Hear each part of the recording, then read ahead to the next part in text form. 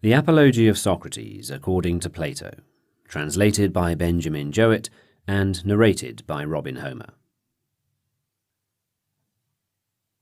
How you, my Athenians, have been affected by my accusers, I cannot tell, but I know that they almost made me forget who I was, so persuasively did they speak, and yet they have hardly uttered a word of truth. But of the many falsehoods told by them, there was one which quite amazed me. I mean when they said that you should be upon your guard and not allow yourselves to be deceived by the force of my eloquence. To say this when they were certain to be detected as soon as I opened my lips and proved myself to be anything but a great speaker, did indeed appear to me most shameless, unless by the force of eloquence they mean the force of truth.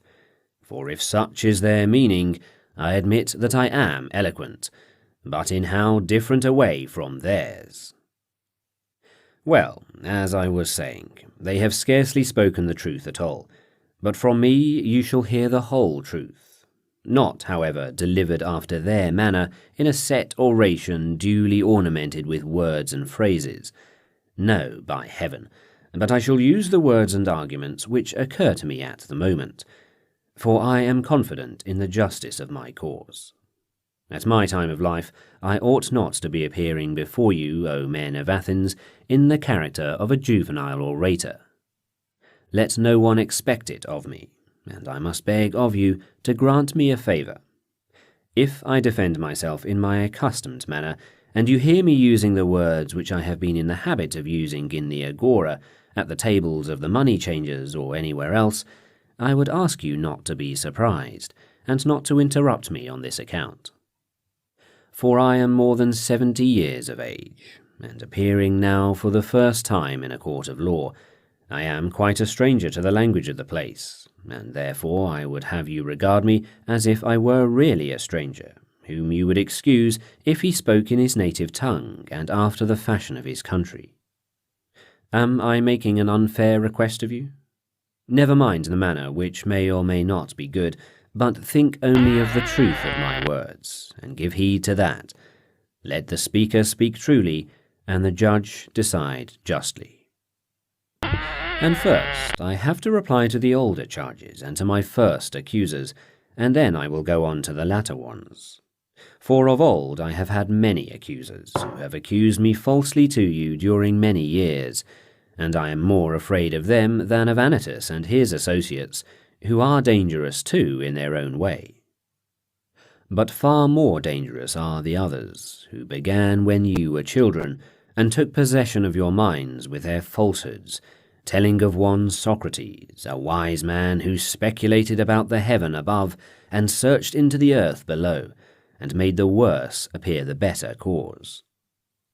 The disseminators of this tale are the accusers whom I dread, for their hearers are apt to fancy that such inquirers do not believe in the existence of the gods. And they are many, and their charges against me are of ancient date, and they were made by them in the days when you were more impressible than you are now, in childhood, or it may have been in youth, and the cause, when heard, went by default, for there was none to answer. And hardest of all, I do not know and cannot tell the names of my accusers, unless in the chance case of a comic poet. All who from envy and malice have persuaded you, some of them having first convinced themselves, all this class of men are most difficult to deal with, for I cannot have them up here and cross-examine them, and therefore I must simply fight with shadows in my own defence, and argue when there is no one who answers.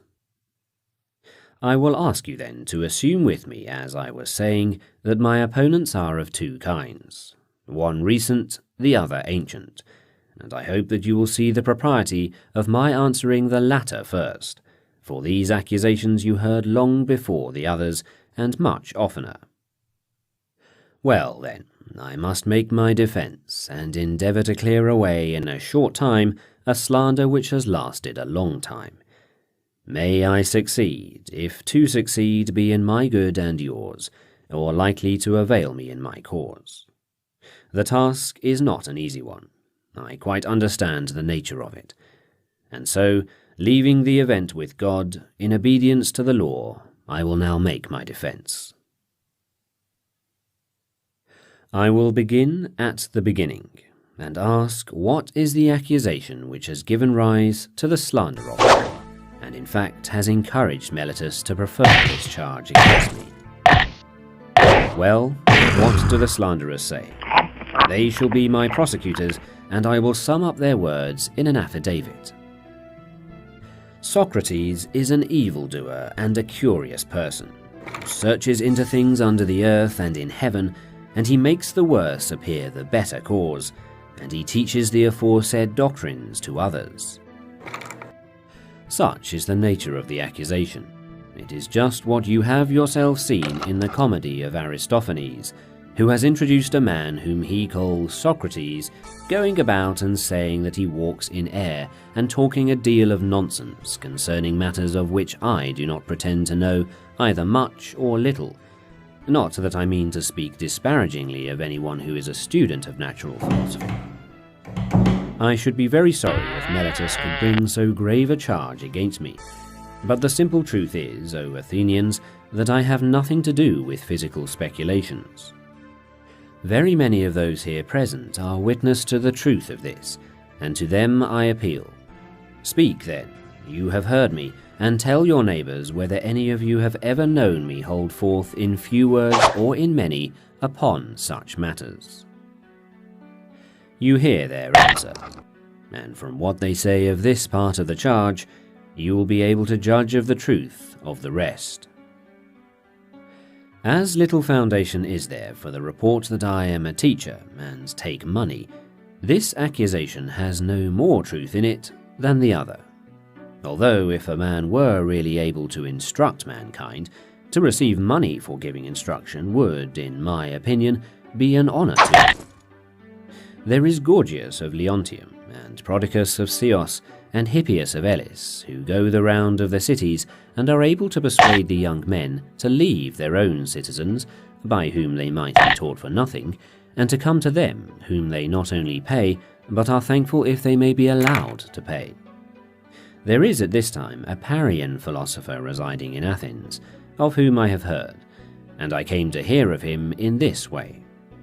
I came across a man who has spent a world of money on the sophists, Callias, the son of Hipponicus, and knowing that he had sons, I asked him, Callias, I said, if your two sons were foals or calves, there would be no difficulty in finding someone to put over them. We should hire a trainer of horses, or a farmer probably, who would improve and perfect them in their own proper virtue and excellence. But as they are human beings, whom are you thinking of placing over them? Is there anyone who understands human and political virtue? You must have thought about the matter, for you have sons. Is there anyone? There is, he said. Who is he? Said I. And of what country? And what does he charge? Evenus the Parian, he replied. He is the man, and his charge is 5 minae. Happy is Evenus, I said to myself, if he really has this wisdom, and teaches at such a moderate charge. Had I the same, I should have been very proud. But the truth is that I have no knowledge of the kind. I dare say, Athenians, that someone among you will reply, Yes, Socrates, but what is the origin of these accusations which are brought against you? There must have been something strange which you have been doing. All these rumours and this talk about you would never have arisen if you had been like other men. Tell us then, what is the cause of them? For we should be sorry to judge hastily of you. Now I regard this as a fair challenge, and I will endeavour to explain to you the reason why I am called wise and have such an evil face. Please to attend then. And although some of you may think that I am joking, I declare that I will tell you the entire truth. Men of Athens, this reputation of mine has come of a certain sort of wisdom which I possess. If you ask me what kind of wisdom, I reply, wisdom as may perhaps be attained by man. For to that extent I am inclined to believe that I am wise, whereas the persons of whom I was speaking have a superhuman wisdom which I may fail to describe, because I have it not myself. And he who says that I have speaks falsely, and is taking away my character. And here, O men of Athens, I must beg you not to interrupt me, even if I seem to say something extravagant. For the word which I will speak is not mine. I will refer you to a witness who is worthy of credit. That witness shall be the god of Delphi. He will tell you about my wisdom, if I have any, and of what sort it is.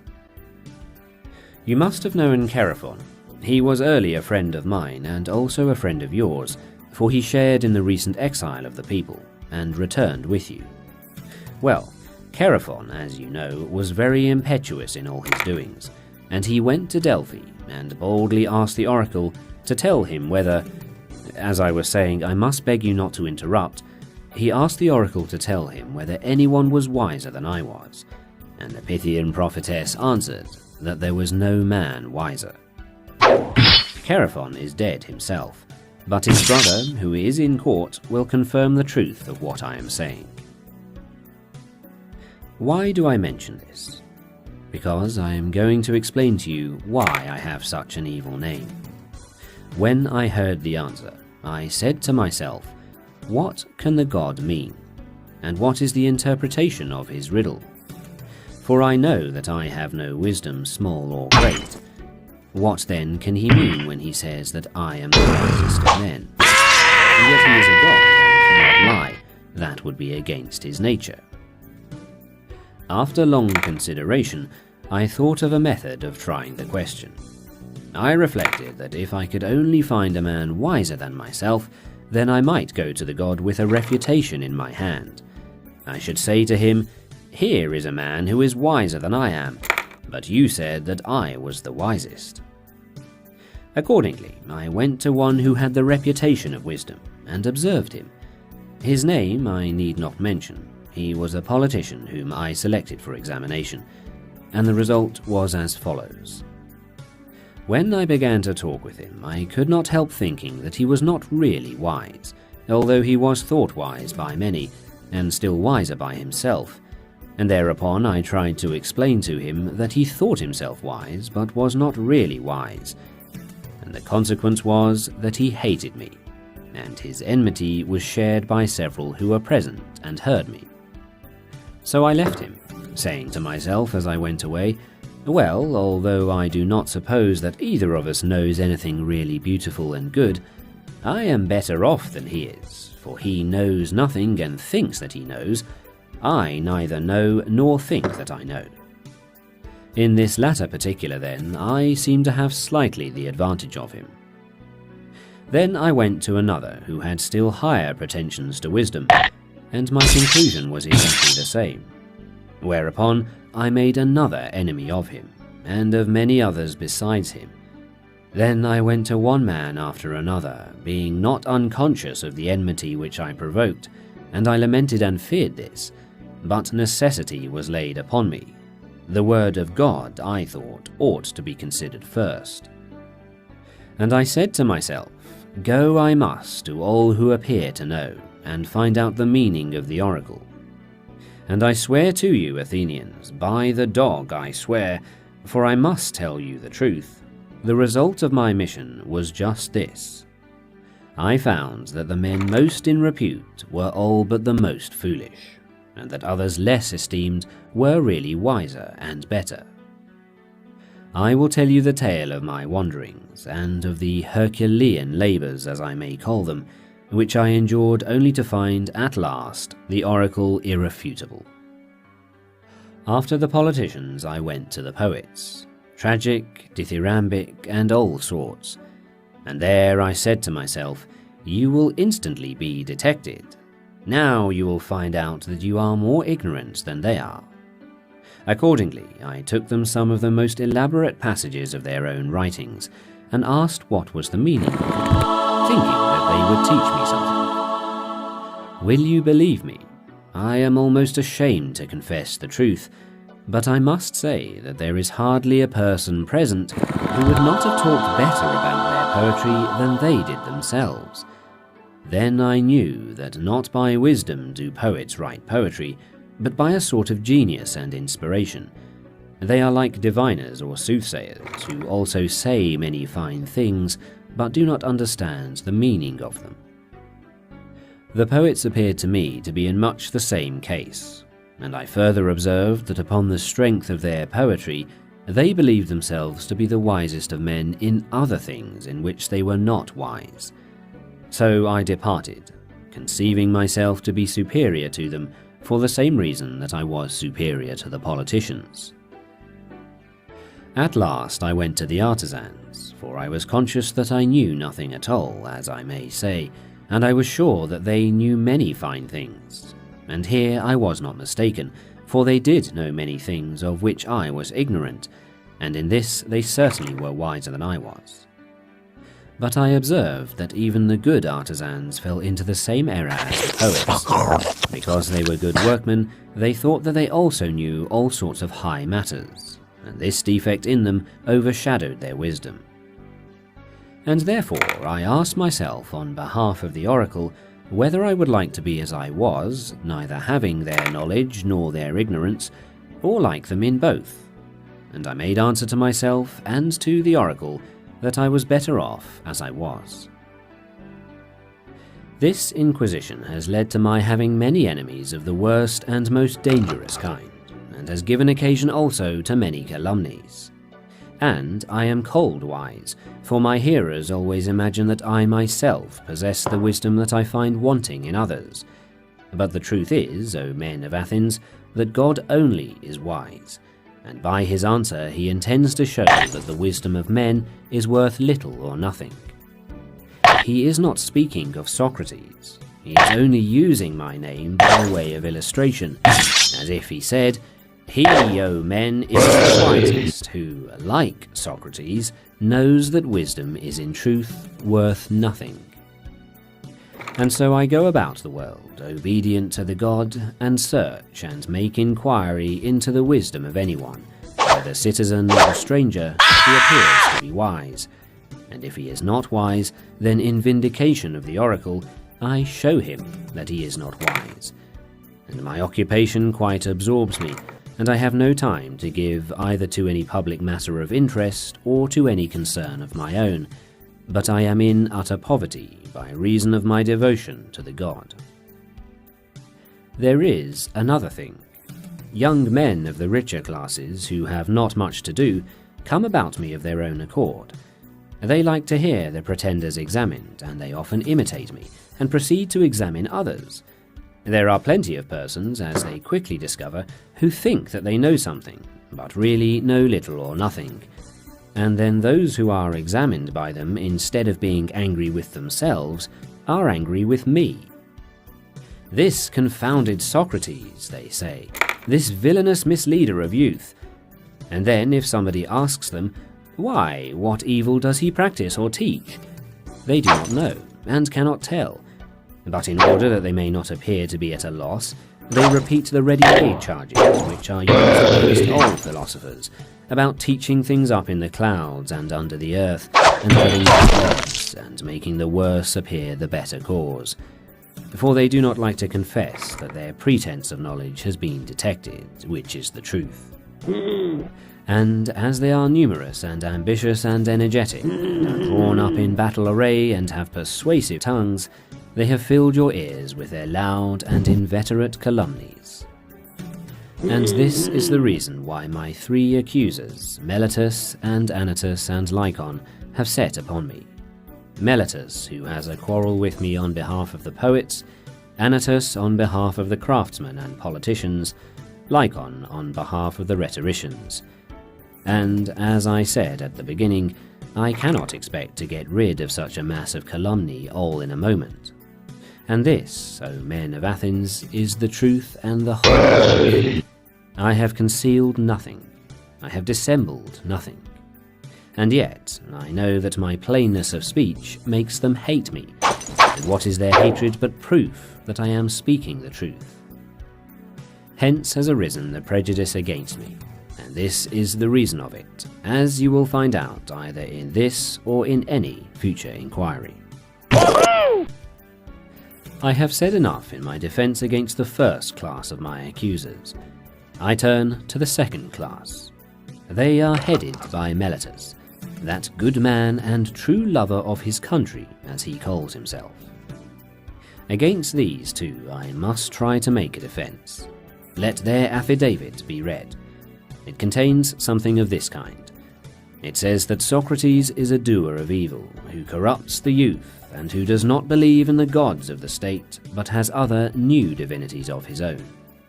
Such is the charge, and now let us examine the particular counts. He says that I am a doer of evil, and corrupt the youth. But I say, O men of Athens, that Meletus is a doer of evil, in that he pretends to be in earnest when he is only in jest, and is so eager to bring men to trial from a pretended zeal and interest about matters in which he really never had the smallest interest. And the truth of this I will endeavour to prove to you. Come hither, Meletus, and let me ask a question of you.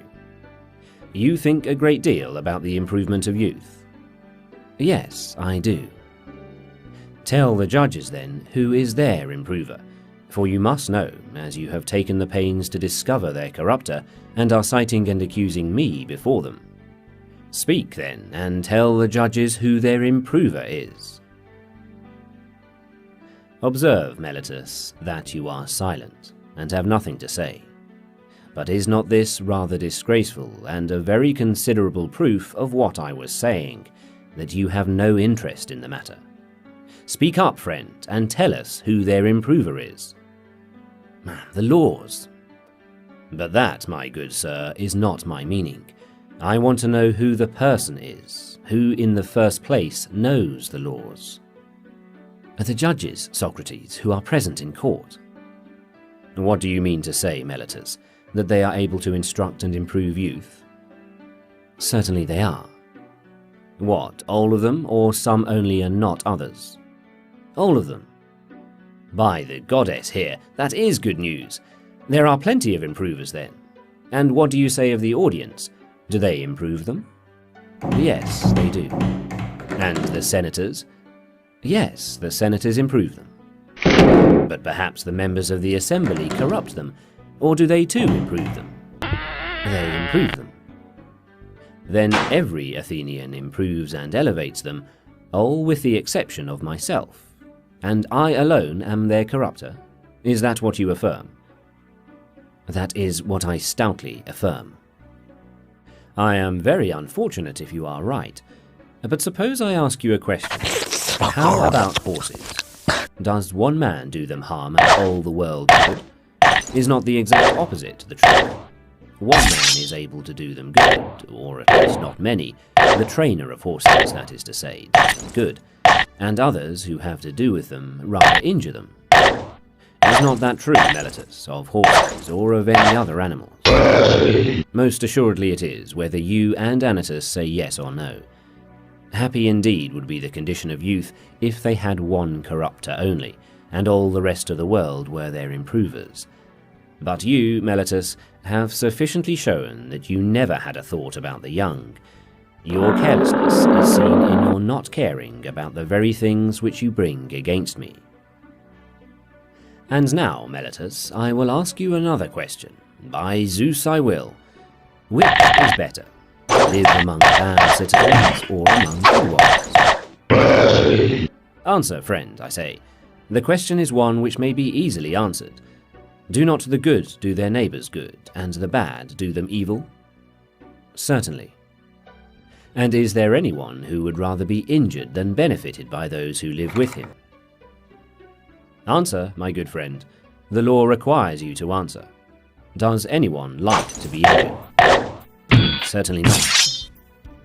And when you accuse me of corrupting and deteriorating the youth, do you allege that I corrupt them intentionally or unintentionally? Intentionally, I say. But you have just admitted that the good do their neighbours good, and the evil do them evil.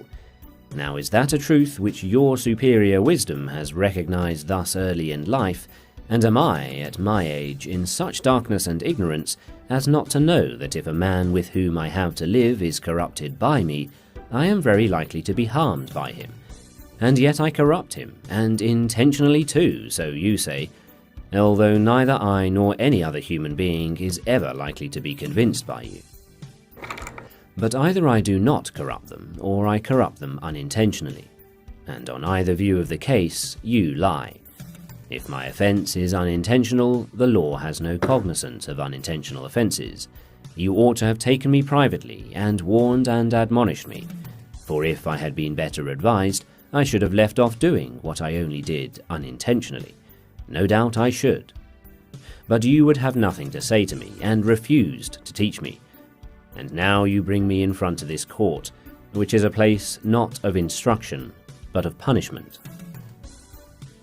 It will be very clear to you, Athenians, as I was saying, that Meletus has no care at all, great or small, about the matter. But I still should like to know, Meletus, in what I am affirmed to corrupt the youth. I suppose you mean, as I infer from your indictment, that I teach them not to acknowledge the gods which the state acknowledges, but some other new divinities or spiritual agencies in their stead. These are the lessons by which I corrupt the youth, as you say. Yes, I say that emphatically. Then, by the gods, Meletus, of whom we are speaking, tell me and the court, in somewhat plainer terms, what you mean. For I do not as yet understand whether you affirm that I teach other men to acknowledge some gods, and therefore I do believe in gods, and am not an entire atheist. This you do not lay to my charge, but only you say that they are not the same gods which the city recognizes. The charge is that they are different gods. Or do you mean that I am an atheist simply, and a teacher of atheism? I mean the latter, that you are a complete atheist. What an extraordinary statement. Why do you think so, Meletus? Do you mean that I do not believe in the godhead of the sun or moon, like other men? I assure you, judges, that he does not, for he says that the sun is stone and the moon earth. Friend Meletus, you think that you are accusing Anaxagoras, and you have but a bad opinion of the judges if you fancy them illiterate to such a degree as not to know that these doctrines are found in the books of Anaxagoras the Casamenian, which are full of them.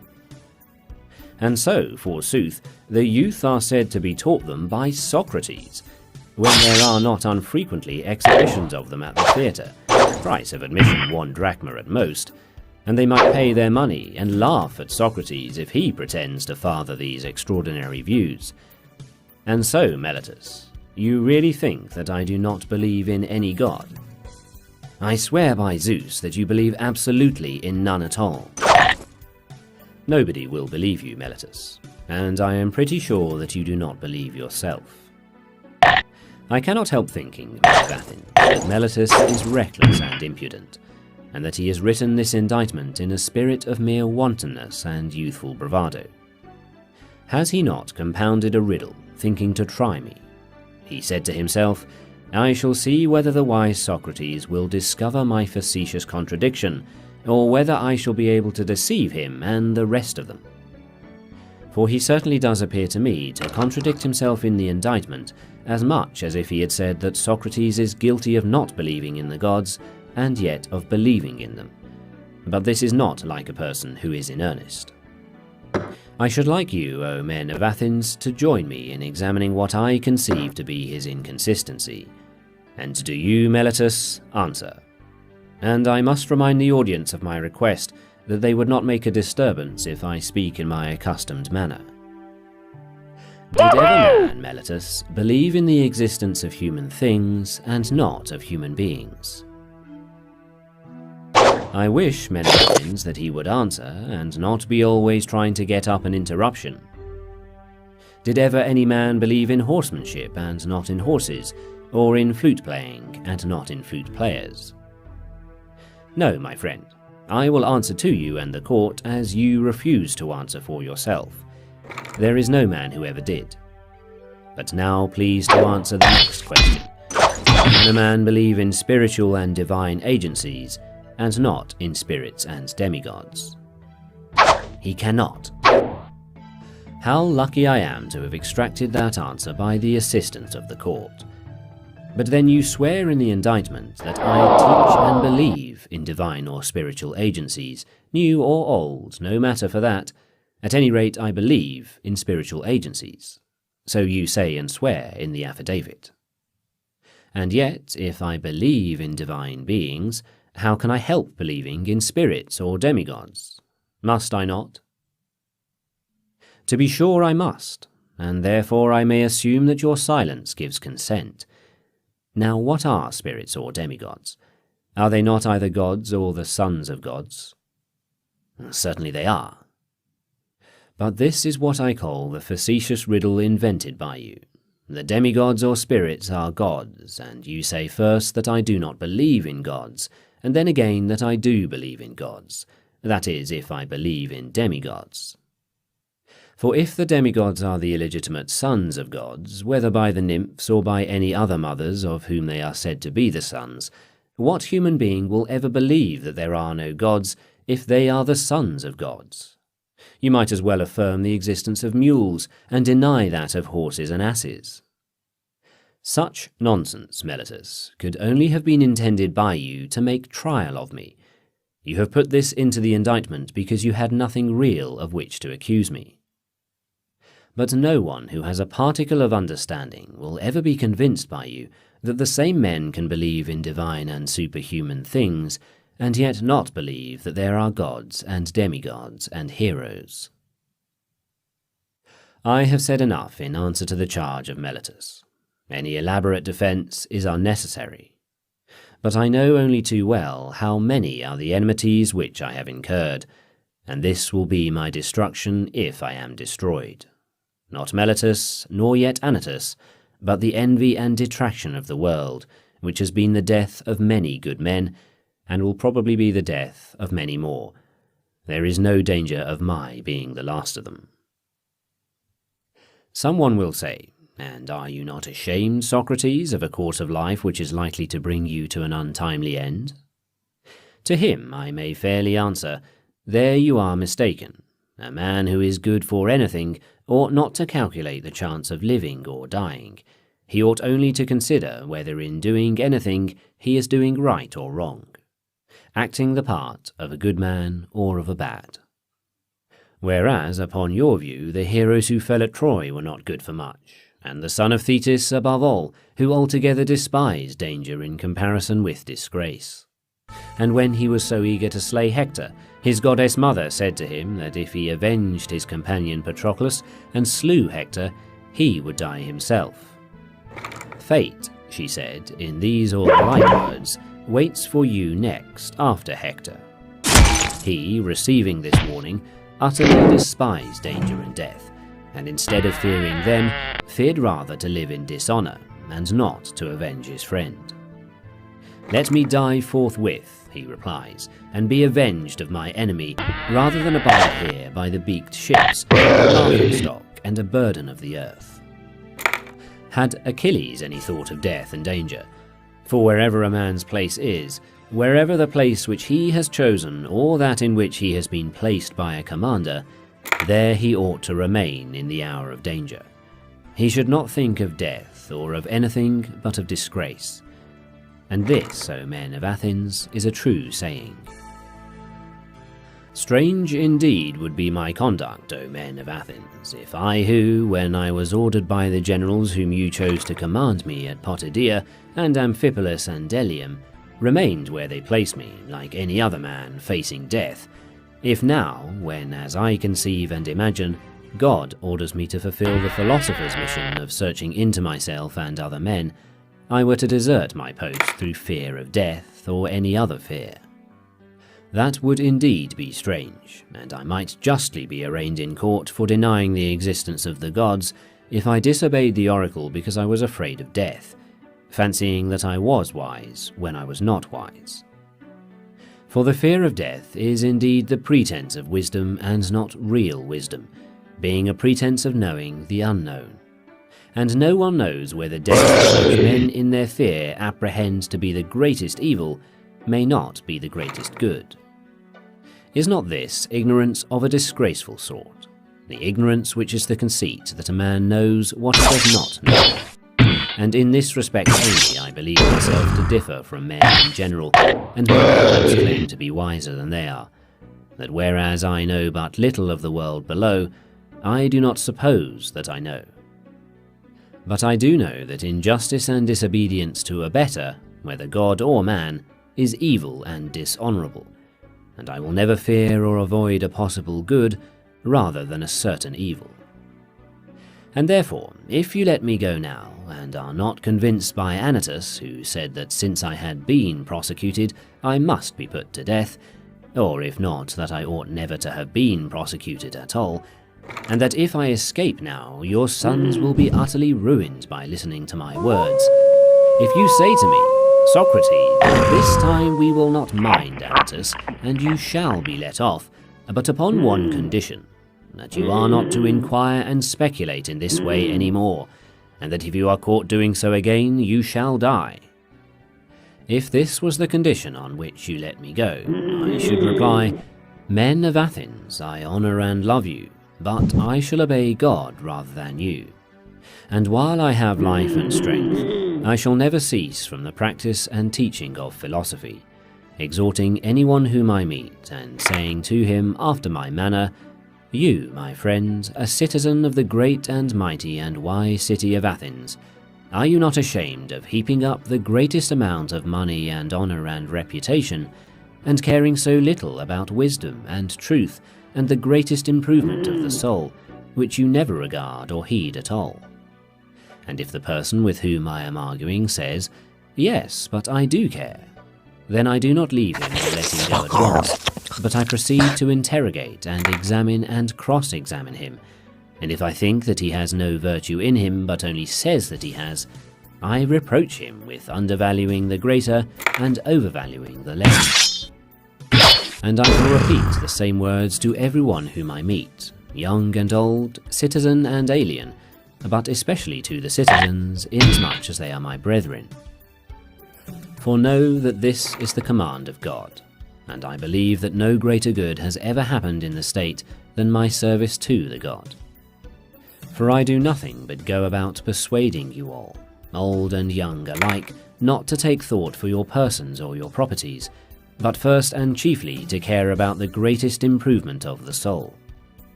I tell you that virtue is not given by money, but that from virtue comes money and every other good of man, public as well as private.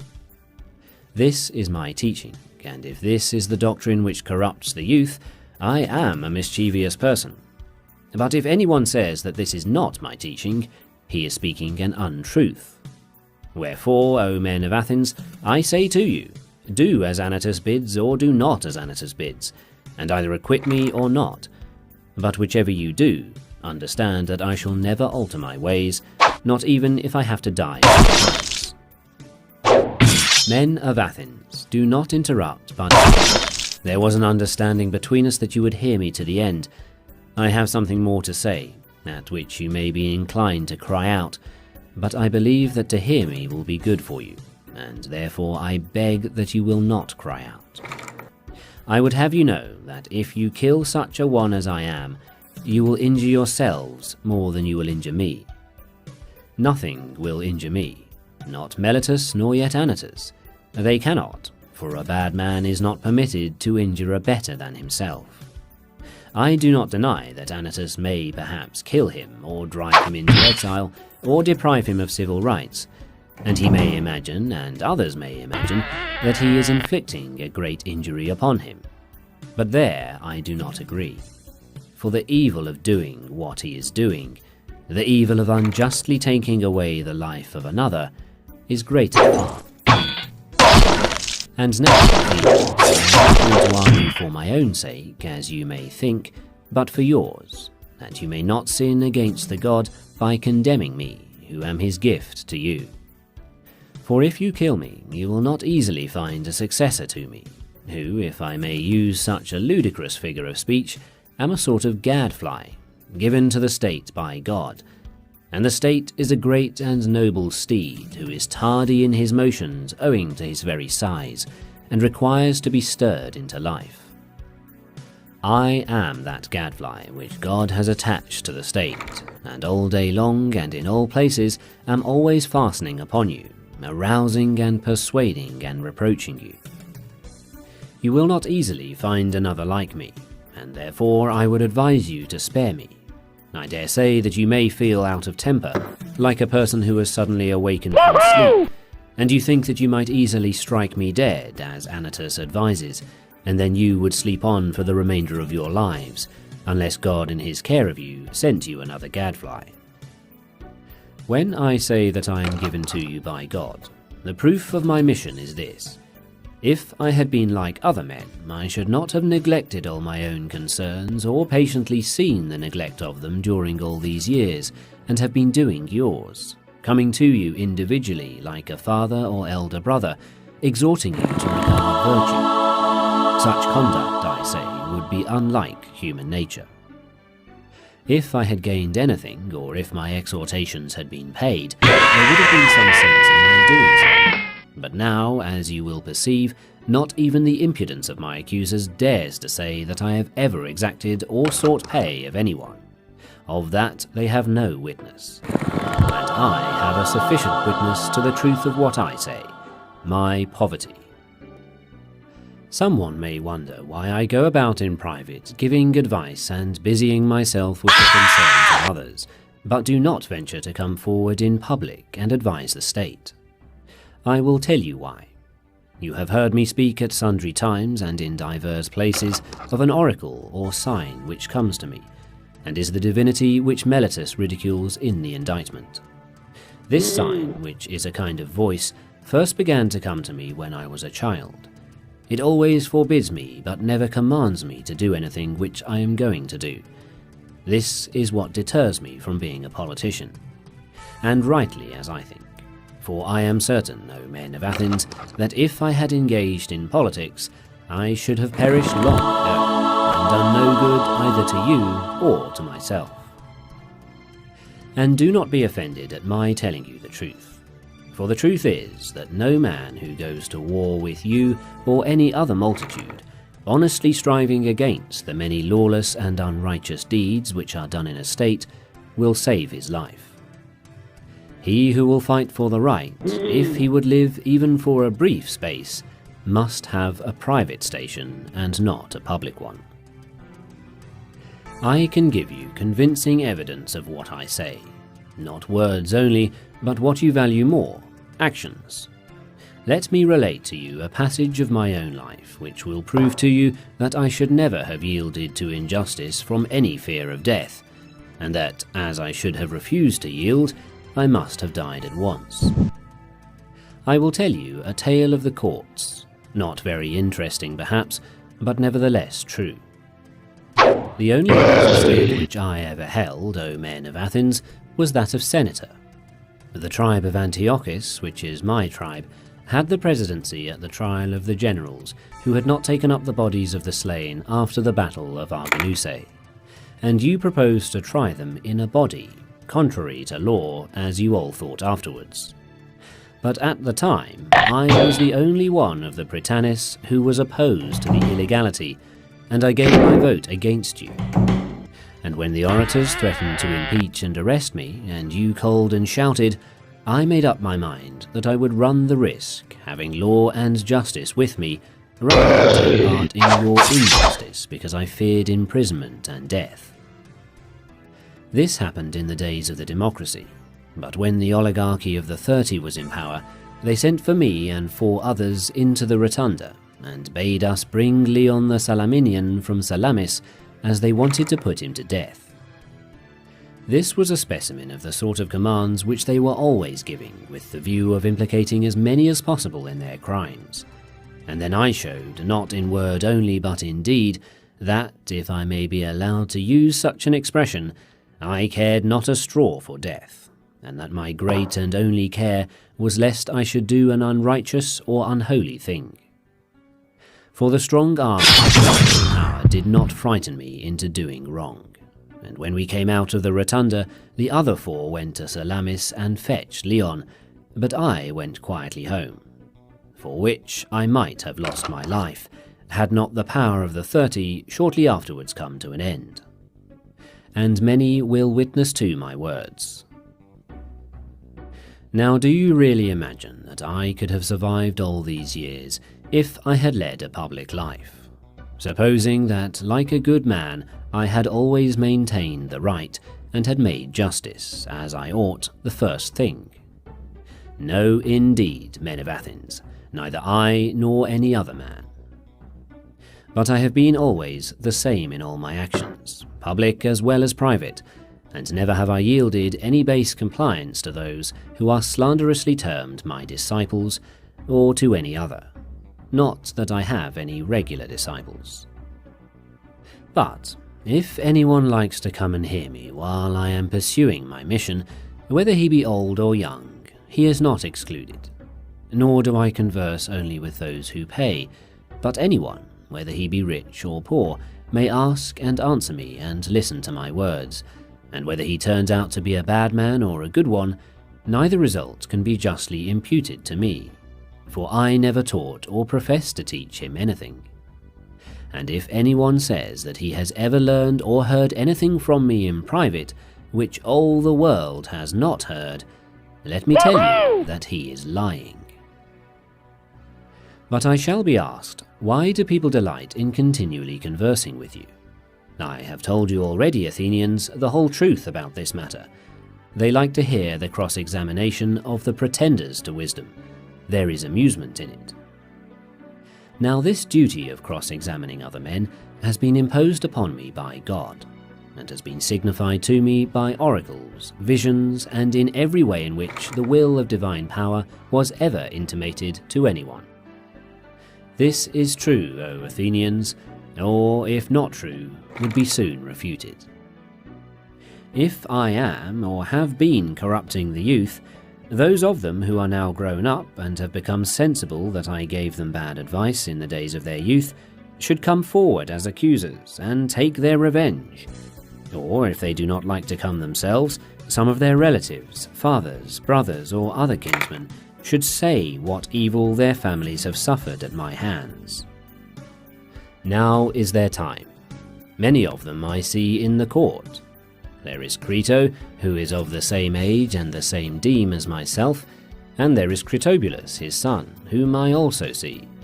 Then again there is Lysanias of Sphetus, who is the father of Aeschines. He is present. And also there is Antiphon of Cephissus, who is the father of Epigenes. And there are the brothers of several who have associated with me. There is Nicostratus, the son of Theostotides, and the brother of Theodotus. Now Theodotus himself is dead, and therefore he, at any rate, will not seek to stop him. And there is Paralus, the son of Demodocus, who had a brother, Theages, and Adamantus, the son of Ariston, whose brother Plato is present, and Aeantodorus, who is the brother of Apollodorus, whom I also see.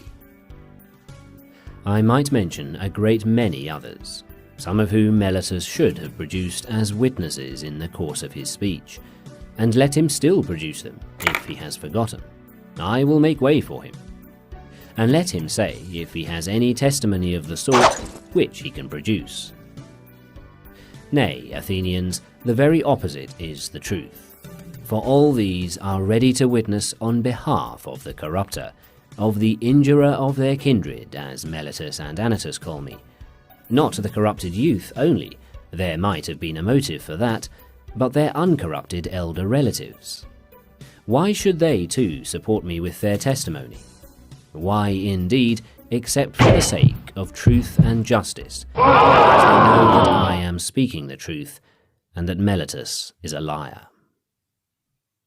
Well, Athenians, this and the like of this is all the defence which I have to offer. Yet a word more.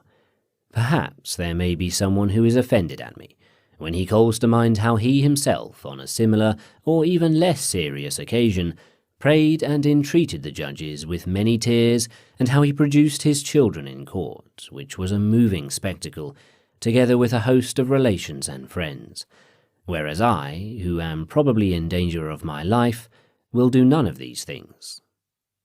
The contrast may occur to his mind. and he may be set against me, and vote in anger because he is displeased at me on this account. Now, if there be such a person among you, mind, I do not say that there is, to him I may fairly reply, My friend, I am a man, and like other men, a creature of flesh and blood, and not of wood or stone, as Homer says. And I have a family, yes, and sons, O Athenians, 3 in number, 1 almost a man, and 2 others who are still young. And yet I will not bring any of them hither in order to petition you for an acquittal. And why not? Not from any self-assertion or want of respect for you. Whether I am or am not afraid of death is another question of which I will not now speak. But, having regard to public opinion, I feel that such conduct would be discreditable to myself and to you and to the whole state. One who has reached my years and who has a name for wisdom ought not to demean himself.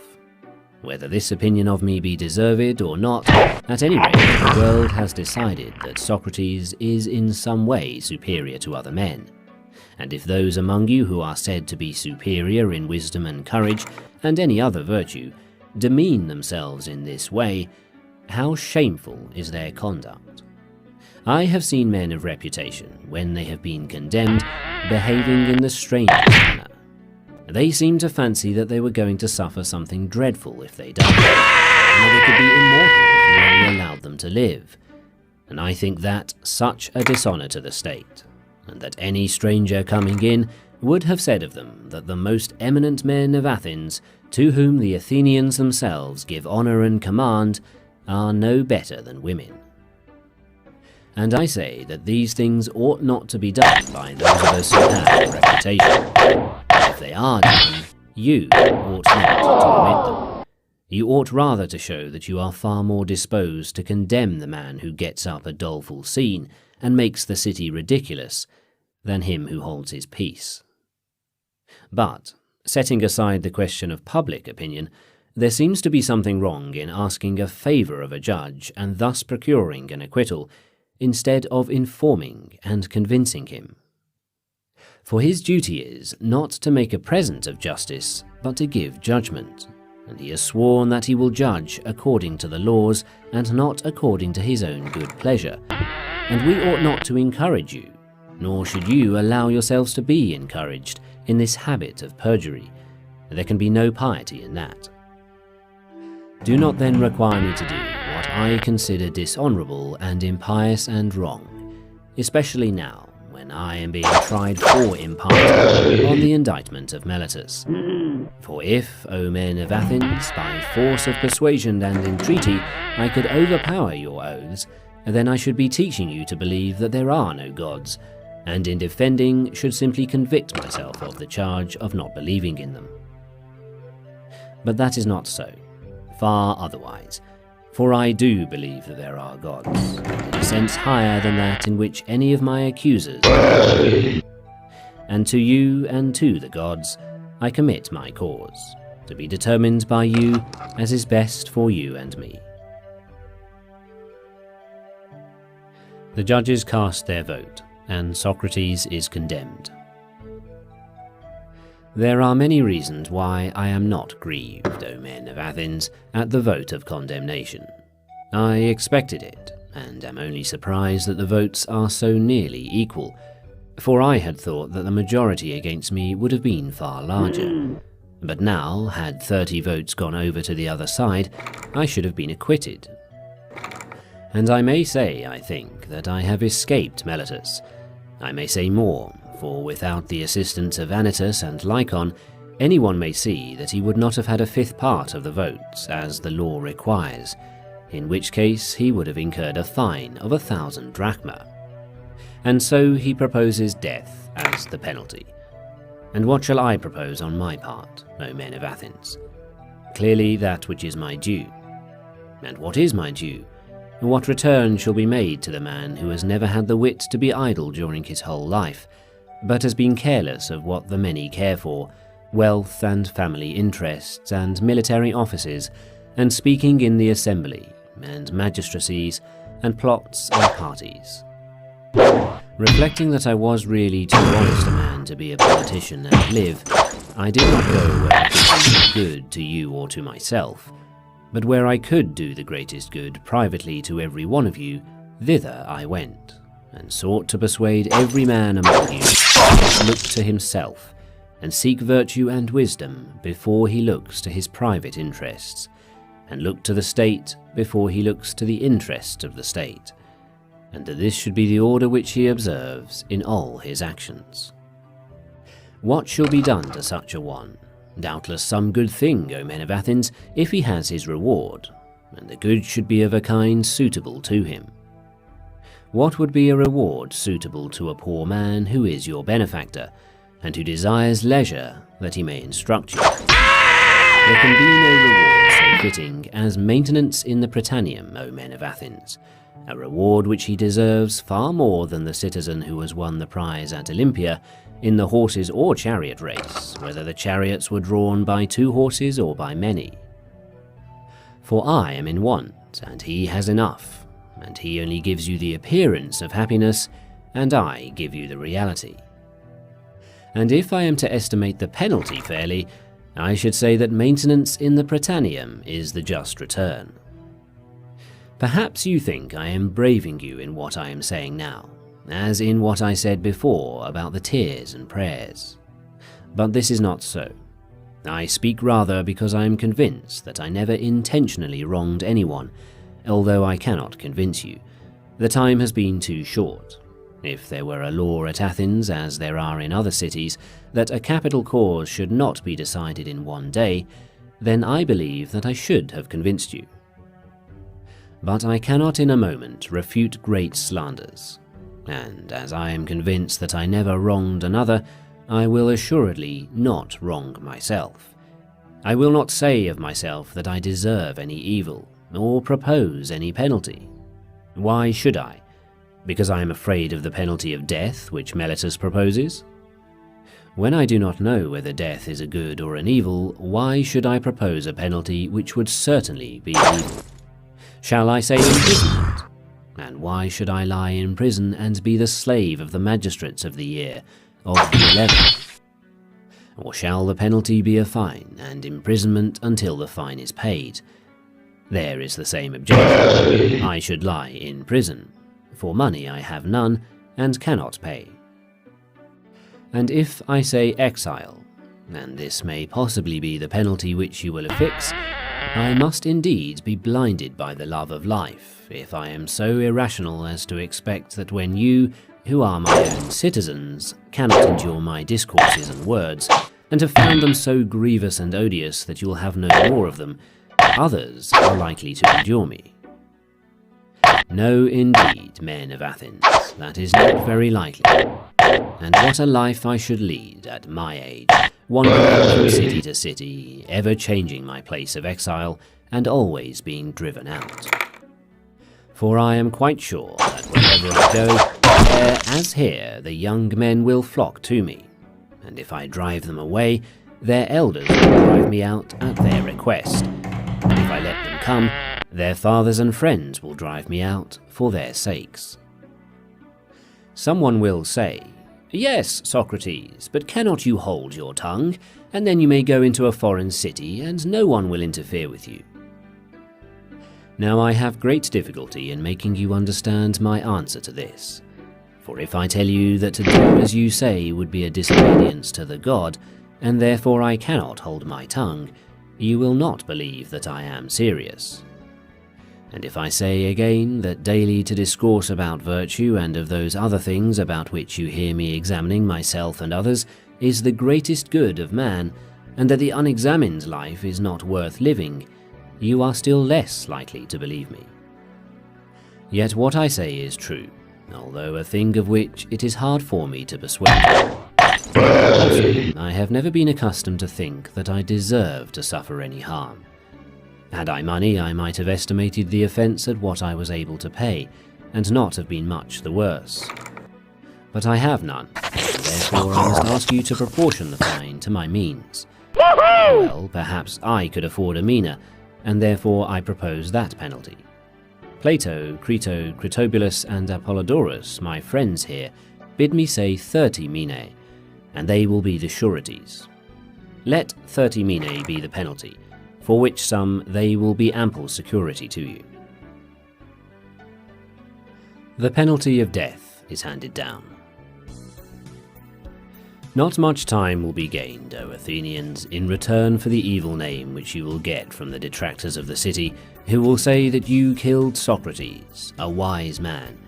For they will call me wise, even though I am not wise, when they want to reproach you. If you had waited a little while, your desire would have been fulfilled in the course of nature. For I am far advanced in years, as you may perceive, and not far from death. I am speaking now, not to all of you, but only to those who have condemned me to death. And I have another thing to say to them. You think that I was convicted because I have no words of the sort which would have procured my acquittal. I mean, if I had thought fit to leave nothing undone or unsaid. Not so. The deficiency which led to my conviction was not of words, certainly not. But I had not the boldness, or impudence, or inclination to address you as you would have liked me to do, weeping and wailing and lamenting, and saying and doing many things which you have been accustomed to hear from others, and which, as I maintain, are unworthy of me. I thought at the time that I ought not to do anything common or mean when in danger, nor do I now repent of the style of my defence. I would rather die having spoken after my manner than speak in your manner and live. For neither in war nor yet at law ought I or any man to use every way of escaping death. Often in battle there can be no doubt that if a man will throw away his arms and fall on his knees before his pursuers, he may escape death. And in other dangers there are other ways of escaping death, if a man is willing to say and do anything. The difficulty, my friends, is not to avoid death, but to avoid unrighteousness, for that runs faster than death. I am old and move slowly, and the slower runner has overtaken me. And my accusers are keen and quick, and the faster runner, who is unrighteousness, has overtaken them. And now I depart, hence condemned by you to suffer the penalty of death. They too go their ways, condemned by the truth to suffer the penalty of villainy and wrong. And I must abide by my award, let them abide by theirs. I suppose that these things may be regarded as fated, and I think that they are well. And now, O men who have condemned me, I would fain prophesy to you, for I am about to die, and in the hour of death men are gifted with prophetic power. And I prophesy to you, who are my murderers, that immediately after my departure, punishment far heavier than you have inflicted on me will surely await you. Me you have killed because you wanted to escape the accuser, and not to give an account of your lives. That will not be as you suppose, far otherwise. For I say that there will be more accusers of you than there are now, accusers whom hitherto I have restrained. And as they are younger, they will be more inconsiderate with you, and you will be more offended at them. If you think that by killing men you can prevent someone from censuring your evil lives, you are mistaken. That is not a way of escape which is either possible or honourable. The easiest and noblest way is not to be disabling others, but to be improving yourselves. This is the prophecy which I utter before my departure to the judges who have condemned me. Friends who would have acquitted me, I would like also to talk with you about the thing which has come to pass, while the magistrates are busy, and before I go to the place at which I must die. Stay then a little, for we may as well talk with one another while there is time. You are my friends, and I should like to show you the meaning of this event which has happened to me. O my judges, for you I may truly call judges, I should like to tell you of a wonderful circumstance. Hitherto, the divine faculty of which the internal oracle is the source has constantly been in the habit of opposing me even about trifles, if I was going to make a slip or error in any matter. And now, as you see, there has come upon me that which may be thought, and is generally believed to be, the last and worst evil. But the oracle made no sign of opposition, either when I was leaving my house in the morning, or when I was on my way to the court, or while I was speaking at anything which I was going to say. And yet I have often been stopped in the middle of a speech, but now in nothing I either said or did touching the matter in hand has the oracle opposed me. What do I take to be the explanation of this silence? I will tell you. It is an intimation that what has happened to me is a good, and that those of us who think that death is an evil are in error. For the customary sign would surely have opposed me had I been going to evil and not to good. Let us reflect in another way, and we shall see that there is great reason to hope that death is a good. For one of two things, either death is a state of nothingness and utter unconsciousness, or, as men say, there is a change and migration of the soul from this world to another. Now if you suppose that there is no consciousness, but a sleep like the sleep of him who is undisturbed even by dreams, death will be an unspeakable gain. For if a person were to select the night in which his sleep was undisturbed even by dreams, and were to compare with this the other days and nights of his life, and then were to tell us how many days and nights he had passed in the course of his life better and more pleasantly than this one, I think that any man, I will not say a private man, but even the great king, will not find many such days or nights when compared with the others. Now if death be of such nature, I say that to die is gain, for eternity is then only a single night. But if death is the journey to another place, and there, as men say, all the dead abide, what good, O my friends and judges, can be greater than this? If indeed, when the pilgrim arrives in the world below, he is delivered from the professors of justice in this world, and finds the true judges who are said to give judgment there, Minos and Rhadamanthus and Aeacus and Triptolemus and other sons of God who were righteous in their own life, that pilgrimage will be worth making. What would not a man give if he might converse with Orpheus and Musaeus and Hesiod and Homer? Nay, if this be true, let me die again and again. I myself too shall have a wonderful interest in their meeting and conversing with Palamedes, and Ajax the son of Telamon, and any other ancient hero who has suffered death through an unjust judgment. And there will be no small pleasure, as I think, in comparing my own sufferings with theirs. Above all, I shall then be able to continue my search into true and false knowledge, as in this world, so also in the next. I shall find out who is wise, and who pretends to be wise and is not. What would not a man give, O judges, to be able to examine the leader of the great Trojan expedition, or Odysseus, or Sisyphus, or numberless others, men and women too? What infinite delight would there be in conversing with them and asking them questions? In another world, they do not put a man to death for asking questions. Assuredly not. For besides being happier than we are, they will be immortal, if what is said is true.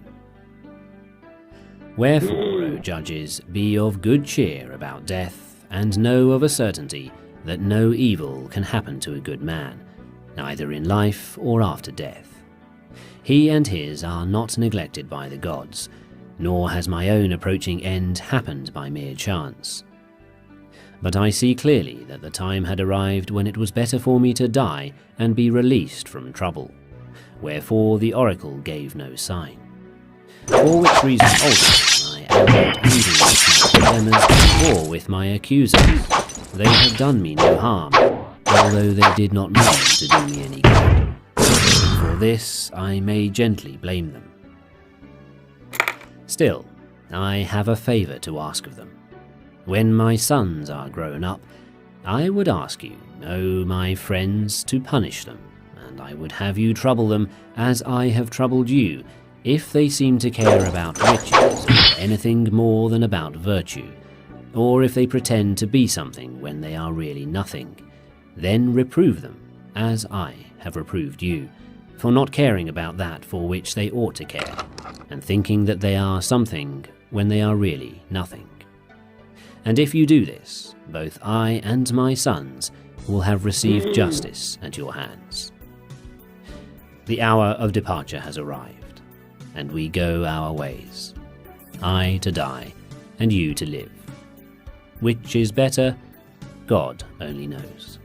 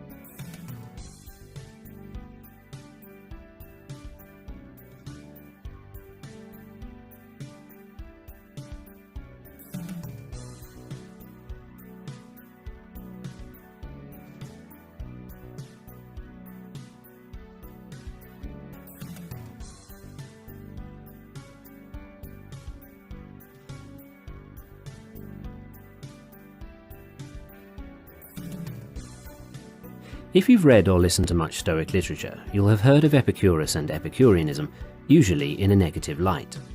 In this video, I want to explain as clearly as possible what Epicureanism is, consider whether it's at odds with Stoicism, and give some suggestions on how to productively view it from a Stoic perspective. Epicureanism is technically a hedonistic philosophy.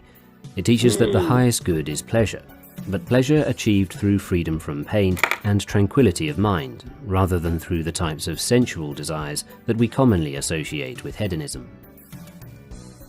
When, therefore, we maintain that pleasure is the end, we do not mean the pleasures of profligates and those that consist in sensuality, as is supposed by some who are either ignorant or disagree with us or do not understand, but freedom from pain in the body and from trouble in the mind. In practice, therefore, a true Epicurean life usually entails self-discipline, simple living, and the maintenance of strong friendships. Look up the word Epicurean in the dictionary, however, and you'll see its modern usage is almost the exact opposite. Just like Stoicism, its colloquial meaning has drifted over the millennia. However, unlike Stoicism, this drift is largely the result of a deliberate mischaracterization by early scholars. Before diving into the weeds of the philosophy, let's do a high-level comparison of both Stoicism and Epicureanism. With short attention spans, this is the TLDR version. The virtues. In the eyes of Epicureanism, the virtues are only good insofar as they help you attain pleasure and happiness, but they are not good in and of themselves. To the Stoics, the virtues are the sole goods, specifically wisdom, justice, fortitude, and temperance. They are their own rewards, and the fact that they tend to lead to a happy life is an incidental benefit. Pleasure, meaning comfort, wealth, and lack of pain. In the eyes of Epicureanism, pleasure is the highest good. It is what we should seek for a happy life. True pleasure is achieved through the elimination of pain and fear. To that end, it is characterized by sufficient food, a comfortable dwelling, peaceful relationships, close friends, and temperance. To the Stoics, pleasure, wealth, and lack of pain are preferred indifference. It's better to have them than not, but a good life can be led without them. They sometimes also argue we need to encounter hardships in life to test and strengthen ourselves, as well as to practice our virtues. The gods. To Epicureans, maybe they exist, but they are indifferent to us. Do not fear them, as fear disrupts tranquility. To the Stoics, they exist and impact our lives. Nature is designed by Zeus, therefore some degree of divine providence exists. We are like a little appendage of Zeus. and who is an appendage to question the plans of the body. Superstition, magic and divination. To the Epicureans, these are false. They are also sources of fear, and since fear disrupts our happiness, they should be actively avoided. The Stoics agreed that these were false. On a cursory glance then, Epicureanism places pleasure above virtue, and Stoicism does the opposite. And Epicureanism ignores God and religion, while Stoicism teaches that a divine creator continues to impact the world and should be revered. Given these pretty fundamental differences, it's easy to see where the animosity comes from. Now, if all you want is to understand the difference, then you can stop right here. But if you wish to understand why Epicureanism has been so maligned and what it can still teach us, then listen on as we take a deeper look at its history and teachings. Stranger, you would do good to stay a while, for here the highest good is there. First to the history. Epicurus was born in 341 BC, grew up on the Greek island of Samos, and studied under a follower of Democritus. He did his military service at 18, spent a number of years travelling, and then began teaching philosophy in Mytilene at around the age of 30. In 306 BC, he returned to Athens and founded what came to be known as his garden, a place of recluse where he taught and lived out his philosophy with close friends and students. It is above the entrance to this garden that the famous quote referenced by Seneca is said to have hung. During Epicurus's life, Epicureanism and Stoicism both grew in popularity and became dominant philosophies of the age. Epicureanism reached its height around 70 BC. While popular in Rome, it did draw more criticism than Stoicism due to its teachings being seen to run counter to the Roman ideal of the manly virtues. Later it came under sustained attack from Christian scholars due to its heretical views on God and the soul, which could not be reconciled with Christianity. Epikoros is even the Jewish term for heretic used in the Mishnah, part of the oral Torah composed between 200 and 220 AD, and Epicurus and all his followers make an appearance in Dante's Inferno in the 6th level of hell, the one reserved for heretics. Their cemetery have upon this side, with Epicurus all his followers, who with the body mortal make the soul. By the early Middle Ages, Epicureanism had faded completely, with Epicurus being considered a patron of drunkards, whoremongers and gluttons. It wasn't until the 15th century that some of his texts resurfaced, and not until the 17th century that Enlightenment thinkers began to take an active interest in reviving his ideas. Here's Thomas Jefferson writing to William Short in 1819. "As you say of yourself, I too am an Epicurean. I consider the genuine, not the imputed, doctrines of Epicurus as containing everything rational in moral philosophy which Greece and Rome have left us." In contrast, Stoicism was broadly embraced by Christianity and remained in Europe to some degree until its modern-day revival. What about Epicurus's other work? It bears mentioning that, philosophy aside, Epicurus also took a wide interest in the study of science and nature in general. Whilst living in his garden, he is said, by Diogenes, to have written some 300 treatises on topics ranging from the theory of knowledge to physics, astronomy and language. As an example, a few of the things he wrote about were the atom, that the universe is infinite, that the universe is not completely deterministic at the atomic scale, but contains elements of uncertainty and probability, referred to as swerve by Epicurus, that Platonic forms were nonsense, and that properties like sweetness or colour were not present in individual atoms, but were emergent properties as atoms came together. How the mind is a physical organ, the spirit is destroyed in death. The idea of a social contract as a basis of justice. The formulation of the problem of evil argument. That is, evil exists either because God is unwilling to stop it, is unable to stop it, or doesn't exist. References to the idea of the God of the gaps arguments, and that things like lightning and earthquakes were not signs of the gods, but rather naturally occurring events, explainable if we simply study the natural world enough. and that we could, through the study of science, emancipate ourselves and even develop a science of happiness. In a sense, Epicurus was akin to an early humanist or even new atheist in his outlook, and Epicureanism as a philosophy finds most followers among such circles today. But now let's take a deeper look at Epicurean philosophy. Epicureanism holds pleasure as its highest good, and Epicurus separated pleasure into two sorts, those that were active and those that were static. An active or kinetic pleasure is felt when one is in the process of performing an action, such as satisfying a desire or removing a pain, for example eating. But after you finish eating, you will be in a state of contentment. You will feel satiated and satisfied.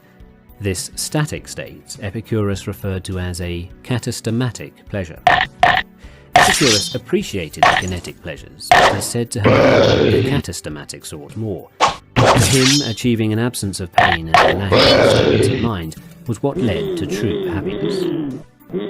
The magnitude of pleasure reaches its limit in the removal of all pain. Among pleasure and pain, Epicurus also differentiated between the physical and the mental. Physical pleasures and pains concern only the present, whereas mental pleasures and pains also encompass the past, think fond memories or regret over past mistakes, and the future, that is to say confidence or fear about what will occur. Now, katastomatic pleasures come in both physical and mental forms. Physically, when free from physical disturbances such as hunger, thirst or ill health, and mentally when free from negative thoughts such as fear and worry. Achieving freedom from physical disturbance was referred to as aponia, and achieving freedom from mental disturbance was referred to as ataraxia. Since katastomatic pleasures require the satisfying of desires and alleviating of fears, Epicurus set about defining and categorizing the types of desire we experience. He divided them into three groups: natural and necessary, natural and unnecessary, unnatural and unnecessary, or the vain desires. He said we should pursue the first, be open to but cautious of the second, and avoid completely the third. Natural and necessary desires are things such as food, water, and human company. These are difficult to eliminate, but easily satisfied and bring great pleasure when they are. What's more, they are usually necessary for life, or at least for a happy life. For this reason, we should always try to fulfill these desires, as it is only in satisfying them that we reach aponia. Natural and unnecessary desires are things like luxurious food, fine clothes, or sex. These are not necessary for life, and also not always easy to satisfy. They are kinetically pleasurable, however they present a katastomatic risk, in that the more we indulge in them, the more of a habit we build around consuming them. Then, should they ever become unavailable, we risk losing our tranquility due to an unfulfilled, unnecessary desire. Ultimately, Epicurus's advice is to be open to them, but to definitely avoid becoming accustomed to them. Incidentally, this is similar to the Stoic position, which generally emphasizes simple living, but also says not to be afraid of using luxuries when they happen to be available. Finally, the unnatural and unnecessary desires are things like power, wealth, and fame. These are the vain desires, not natural to human beings, but conditioned into us by society. They are unnecessary and difficult to satisfy because they have no natural limit. For example, if one chases after power, no amount of power will ever be enough, as it's always possible to get more. Further, even as we achieve them, we gain with them not only the fear of losing what we have gained, which manifests itself as mental pain, but also the anger and animosity of those around us who now envy our position. As such, they are unnecessary, insatiable, and lead to pain and fear if achieved. Consequently, they are to be utterly avoided. If you live according to nature, you will never be poor. If you live according to opinion, you will never be rich.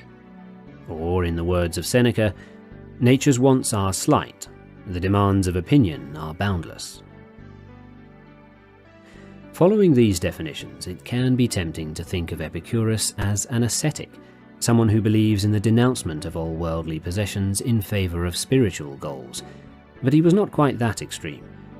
There is also a limit in simple living, and he who fails to understand this falls into an error as great as that of the man who gives way to extravagance. Epicurus's position revolved around minimizing sources of pain, not in eliminating all sources of pleasure or all physical possessions. If eliminating something caused more pain than it alleviated, what was the point? Further, he held that the majority of all kinetic pleasure was achieved in the process of satisfying our most basic needs, and luxuries, while pleasant, brought minimal added value. To understand this, imagine quenching your thirst with water on a hot day, and then imagine quenching it with any other drink of your choice. It is the quenching that brings the lion's share of the pleasure, and the flavour of the liquid really just adds variety, moving the pleasure sideways, so to speak, rather than greatly increasing it. I quoted earlier this famous phrase that hung above the entrance to Epicurus's garden. Consider now Seneca's commentary on that garden. The caretaker of that abode, a friendly host, will be ready for you. He will welcome you with barley meal and serve you water, also in abundance, with these words: "Have you not been well entertained? This garden does not whet your appetite, but quenches it. Nor does it make you more thirsty with every drink, it slakes the thirst with a natural cure, a cure that requires no fee. It is with this type of pleasure that I have grown old." The true meaning, then, is that the aim of the garden was to quench your appetite with simple fare, and put a stop to your unnecessary desires. It is this that brings about Epicurus's highest good of lasting pleasure. Consider for a moment that there are people who pride themselves on their refinement of taste, and say things like, "I only accept the best in life." To Epicurus this was backwards. You experience pain when you can't satisfy what you want, so to deliberately train yourself to want refined things is simply setting yourself up for pain. Teach yourself instead to take pleasure and joy in simple things, and you will always be happy. This thought is echoed in Stoicism with Epictetus's words, "I do not need luxuries, but you, even if you acquire many possessions, need still others, and, whether you will or not, are more poverty-stricken than I am." Satisfying our natural desires alone is not enough to reach ataraxia and a tranquil mind. For this, we must remove all mental anguish and worry. To this end, Epicurus taught that we must not fear death or the gods. Death, because we would not be conscious of it when it happened, and the gods, because it was unlikely that they paid any attention to us. Death is nothing to us. When we exist, death is not, and when death exists, we are not. All sensation and consciousness ends with death, and therefore in death there is neither pleasure nor pain. The fear of death arises from the belief that in death there is awareness. His argument around death is essentially identical to that of the Stoics, and indeed many other philosophies. His argument when it came to the gods, however, was quite different. He held that either they lived in utter blessedness, completely free from care, or that they lived in human affairs and so fretted over our actions. In such a case, they were effectively in a state of fear. He couldn't believe they existed in a state of fear, so chose to believe they instead ignored us. As such, he said we need not concern ourselves with them, and therefore not fear them either. The Roman poet Lucretius proudly referred to Epicurus as the destroyer of religion. To me, this has some eerie foreshadowing of Nietzsche's lament that God is dead, which he made some 2,000 years later, funnily enough, as Epicureanism was making a revival. I want also to briefly touch on the Epicurean approach to society, because there is a glaring difference with Stoicism. Epicurus practiced a principle of latheibiosas, which meant to live in obscurity or to not draw attention to oneself. Meaning, one should in general withdraw from taking an active role in society, and certainly not engage in politics, as such things are likely only to perturb us. Done on an individual level, this is sustainable, One can live a productive and happy life, surrounded by friends and family and away from society at large. However, at a societal level, the more people that practice this, the fewer people there are to take charge of the running of the state, resist barbarian invasions, and generally act for the public good.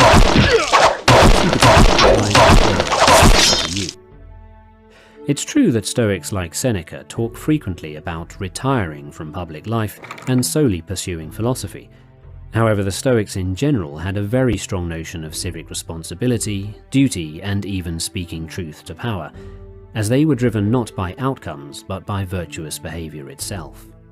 To them, tranquility of mind came second. What's more, many Epicureans, including Epicurus himself, were also celibate, since they considered the complications and pains that came with romantic relationships to outweigh the benefits. Taken together, these two issues lead to an interesting question as to whether Epicureanism is a sustainable philosophy for a society to practice at large, as it would likely lead to a decrease in birth rate and, in antiquity at least, would leave a society more vulnerable to aggressive neighbours or the more proselytizing sorts of philosophies and religions. Given that Western society, at least the non-religious parts, probably leans toward an amalgamation of hedonism and Epicureanism, it might be worth considering. So what does an Epicurean look like, and is it really opposed to Stoicism?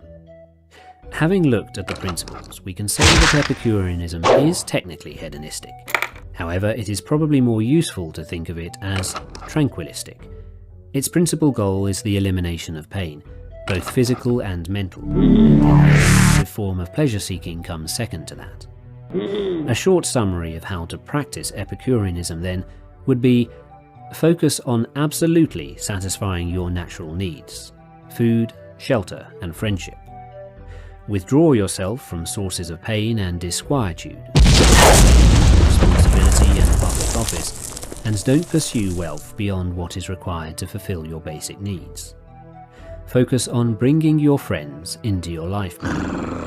Work can be rewarding, provided you're not doing it for the money, but in order to work cooperatively with friends or do something you feel is innately valuable.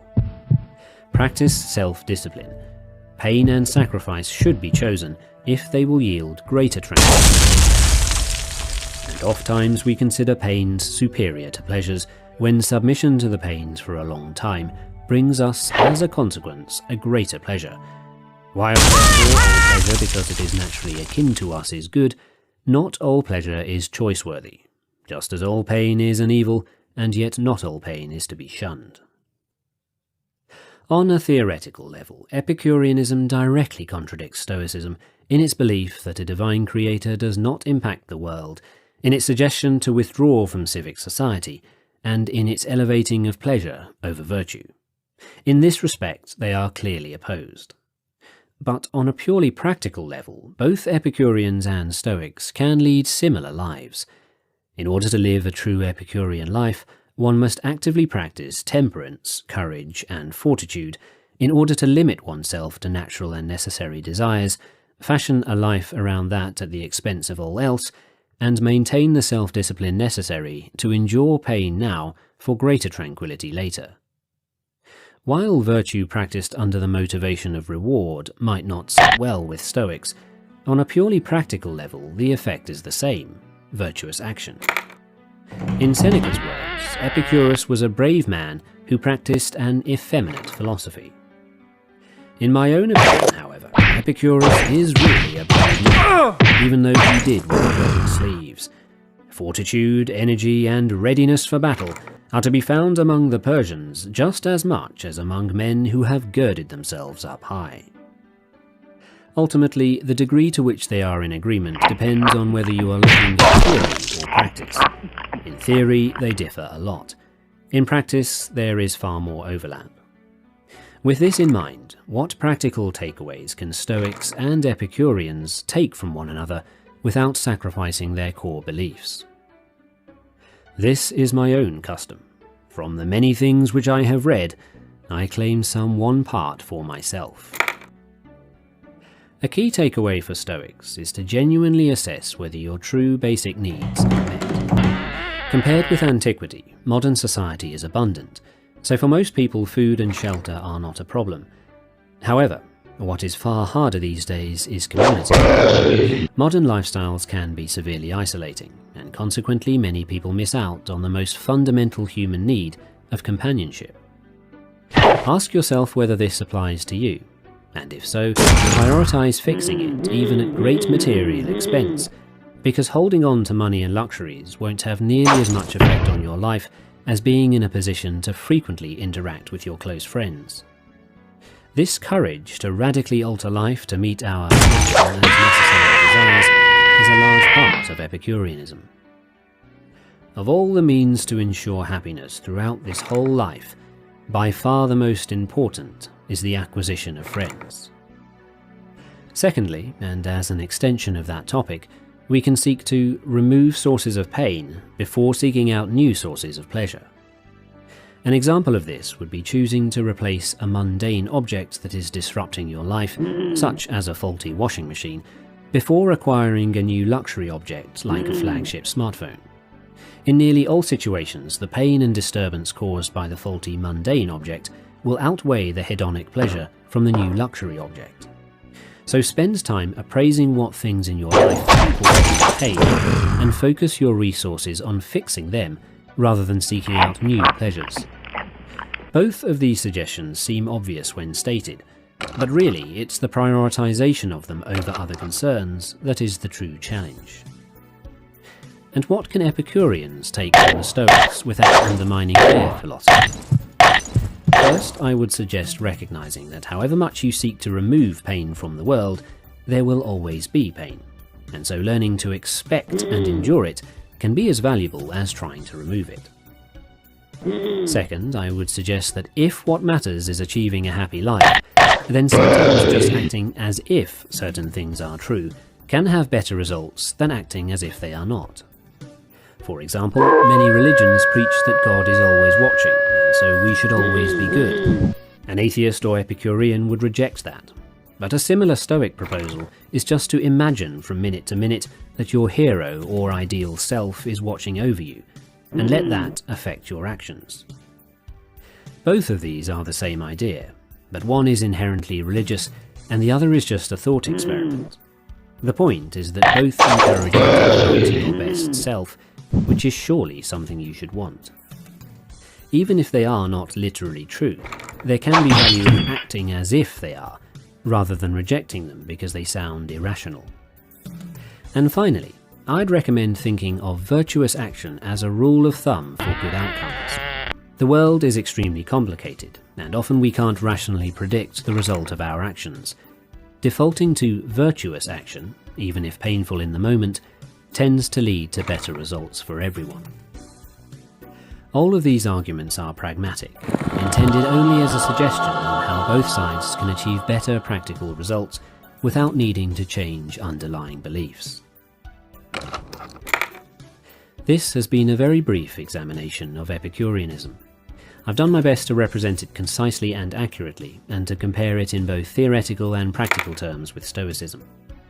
Hopefully it helps in not only understanding Epicureanism, but making better sense of Seneca and Epictetus's critiques of it. Personally, I found the process very interesting as a glimpse into the development of Western philosophy, how the seeds of later philosophies like utilitarianism, contractarianism, and humanism were planted by Epicurus in 300 BC, but disappeared for thousands of years due to societal pressures, before finally sprouting again in the Enlightenment. It also made me consider to what degree our current society is inclined towards Epicureanism, and to what degree that is sustainable on a civilizational level. But that is a thought for another day. I welcome your thoughts and opinions in the comments section. Thank you for listening.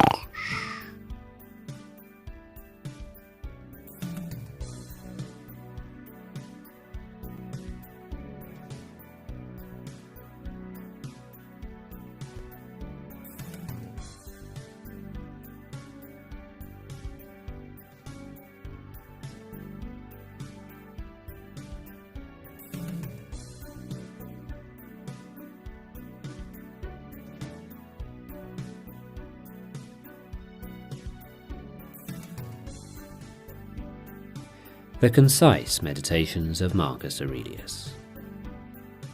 This is a summary of Marcus Aurelius's meditations. If you want to understand meditations but don't want to read it, or just want a refresher, then this is for you. Meditations is essentially a scrapbook of thoughts written over a 19-year period. It's not ordered, and it repeats itself frequently as ideas reoccurred to the author at different times. You shouldn't read meditations like a science textbook explaining how the world works. Instead, read it as a series of mental techniques and crutches to use to live a more tranquil and fulfilling life. It was the notebook of a man with the weight of the Roman world on his shoulders, a man struggling to be good and leaving himself notes and reminders on how to be so. I have interpreted and reordered what he says, but I've done my best not to invent. Since I've summarized 50,000 words down to 4,000, I expect some of the subtlety and most of the poetry has been lost. If you ever wish to listen to the original, there's a link to my full narration of the book in the description box below. 1. When you encounter unkindness. When receiving bad treatment or criticism from someone, either the other person is right, in which case you've no right to complain, or they're wrong, in which case they're misguided and have just made a mistake. Remind yourself how many mistakes you've made in life and feel pity for them. By all means, point out to them where they've gone wrong, but do so affectionately, not meanly, with hatred in your heart or to impress onlookers. Speak directly to them. If this doesn't work, ask yourself what qualities nature has given us to counter the defect. For example, as an antidote to unkindness, it gave us kindness. Put that to use and see what happens. Very few people can continually act unkindly to you if you show continued kindness to them. No matter what anyone says or does, my task is to be good. If you've mistakenly trusted an untrustworthy person, then turn the reproach on yourself. The fault is yours. Recognize that untrustworthy, bad, and even evil people exist in the world. To expect not to encounter them is foolish. Say to yourself, I have encountered one of them. This is to be expected from time to time. Then remember that any evil that men do you only harms your soul if you do evil in return. It is your job to be good and not allow their evil to change that. The noblest kind of retribution is not to become like your enemy. With that in mind, recognize that everything depends on how you interpret it. Everything is interpretation is a quote Marcus Aurelius cites from a Cynic philosopher. He notes that obviously this is not literally true, but that it is a useful mental crutch. If you take it for what it's worth, you can apply it to everyday life with amazing results. With that in mind, remind yourself that how things affect you is determined by your mind's interpretation of them, not the external things themselves. Whatever happens, you can choose how to interpret it, so choose not to feel harmed, and you haven't been.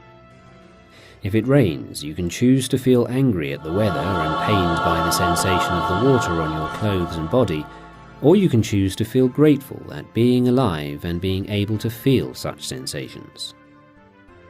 How easy it is to repel and wipe away every impression which is troublesome or unsuitable, and immediately be in all tranquility.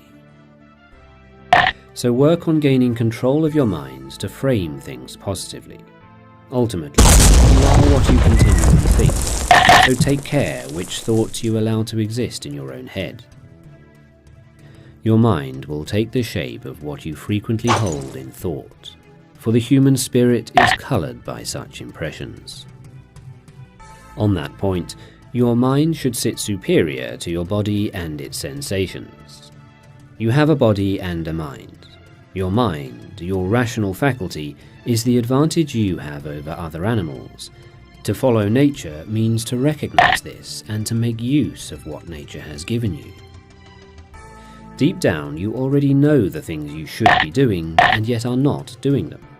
That's because you do not have control over your mind. Whenever you determine to do something and don't do it, it's because your body has given you some reason not to. Do not allow pain, drowsiness, fever, loss of appetite to alter your behavior. When you're bothered by things like that, remind yourself, I'm giving in to pain. When you give in to these sensations, you make your mind the slave of the body, which leads to unhappiness. Endless suffering, all from not allowing the mind to do its job. Gain control of your mind. It's only by gaining control that you can begin to act virtuously, and it's only by acting virtuously that true happiness, eudaimonia, will be reached. Once you start to follow reason, the difference will be night and day. Within 10 days, you will appear a god, even to those to whom today you seem a beast or a baboon, if you return to your principles and the worship of reason. With that in mind, stay mindful and take deliberate actions. Frequently, we go through life on autopilot. Most of the things we do, we don't even think about. Enough of this. No random actions, none not based on underlying principles. Do not wander without a purpose. Act deliberately.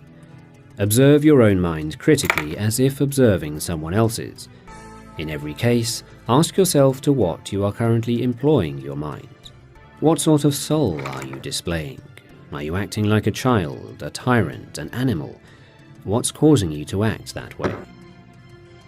If you can control your actions and think and act systematically, you will have an untroubled life. If you do not observe the movements of your own mind, then you will be unhappy. Further, you can find peace from external events at any time by going within your own mind. But do so briefly. Don't retreat from the world. Humanity is born for cooperation, and we are constituted for one another. Do not allow yourself to become angry with those around you, fall into hatred, or give up trying to make a positive difference in society. If you conceive of all rational beings as constituted for one cooperation, then helping other people becomes a joy and not just the right thing to do. Learn to feel affection for other people, even when they make mistakes. You can do so by recognizing they're human too, and we all make mistakes, and that before long they will die, just like you. We're all mistakes. What's more, regardless of what they've done, they haven't really hurt you. Another mental crutch he offers is to contemplate the positive qualities of those around you. We all have different abilities and talents, and keeping theirs in mind will make you think better of them. When you need encouragement, think of the qualities the people around you have. The energy of one, the modesty of another, the generosity of a third. Woohoo! Keep the thought of them ready to hand. 6. Your opinion of yourself matters more than the opinion of a stranger. It never ceases to amaze me. We all love ourselves more than other people, but care more about their opinion than our own. This is not an exhortation to arrogance. It's reminding you to do what you know is best regardless of people's reactions. You know what you're about, and you know the reason why you're doing what you're doing. You don't need to explain yourself to everyone. Even worse is when we fawn over and seek the praise of people we don't even respect. Think about that, seeking the praise of those who are worthy of contempt. As a crutch to avoid being too concerned with praise, Marcus Aurelius suggests contemplating what difference it really makes, and considering the insignificance of it in the grand scheme of things. Fame in a world like this is worthless. His conclusion from all this is that we should be honest and straightforward. We shouldn't prance about, keep airs, or try to portray ourselves as something we're not. We should abstain from rhetoric and trying to pander or curry favour. However, with that said, be open to correction. Being corrected is better than remaining in self-deceit.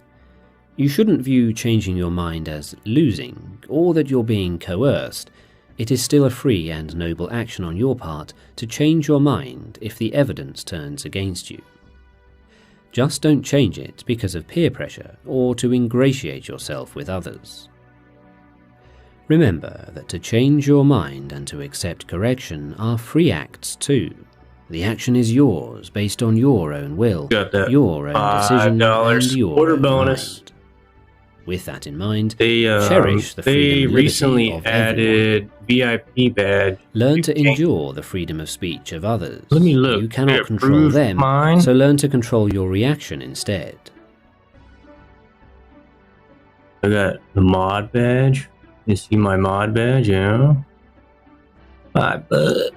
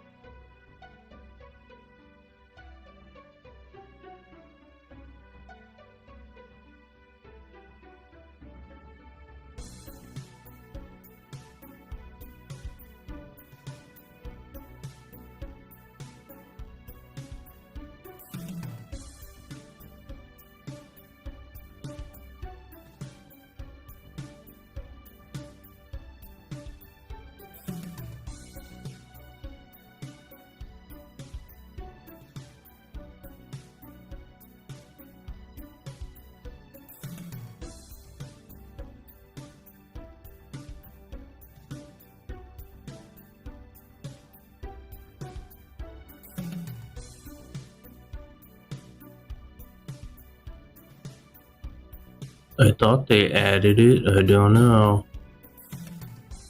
Yeah, it says remove VIP badge. I don't see it in chat.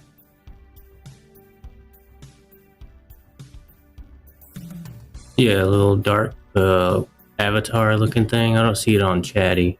Oh yeah, they're supposed to add that. That was a issue feature request, so it's not showing up on me.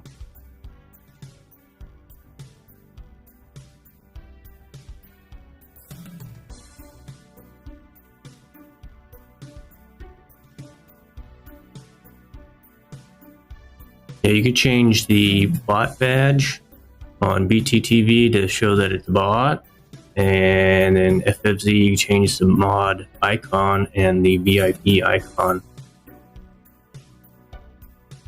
Just the little things to make it fun, you know?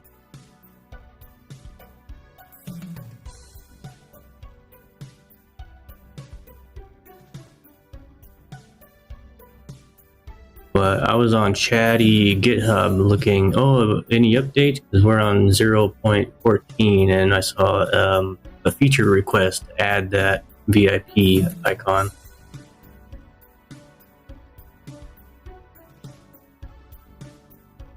We are playing a 2001 video game called Ivan.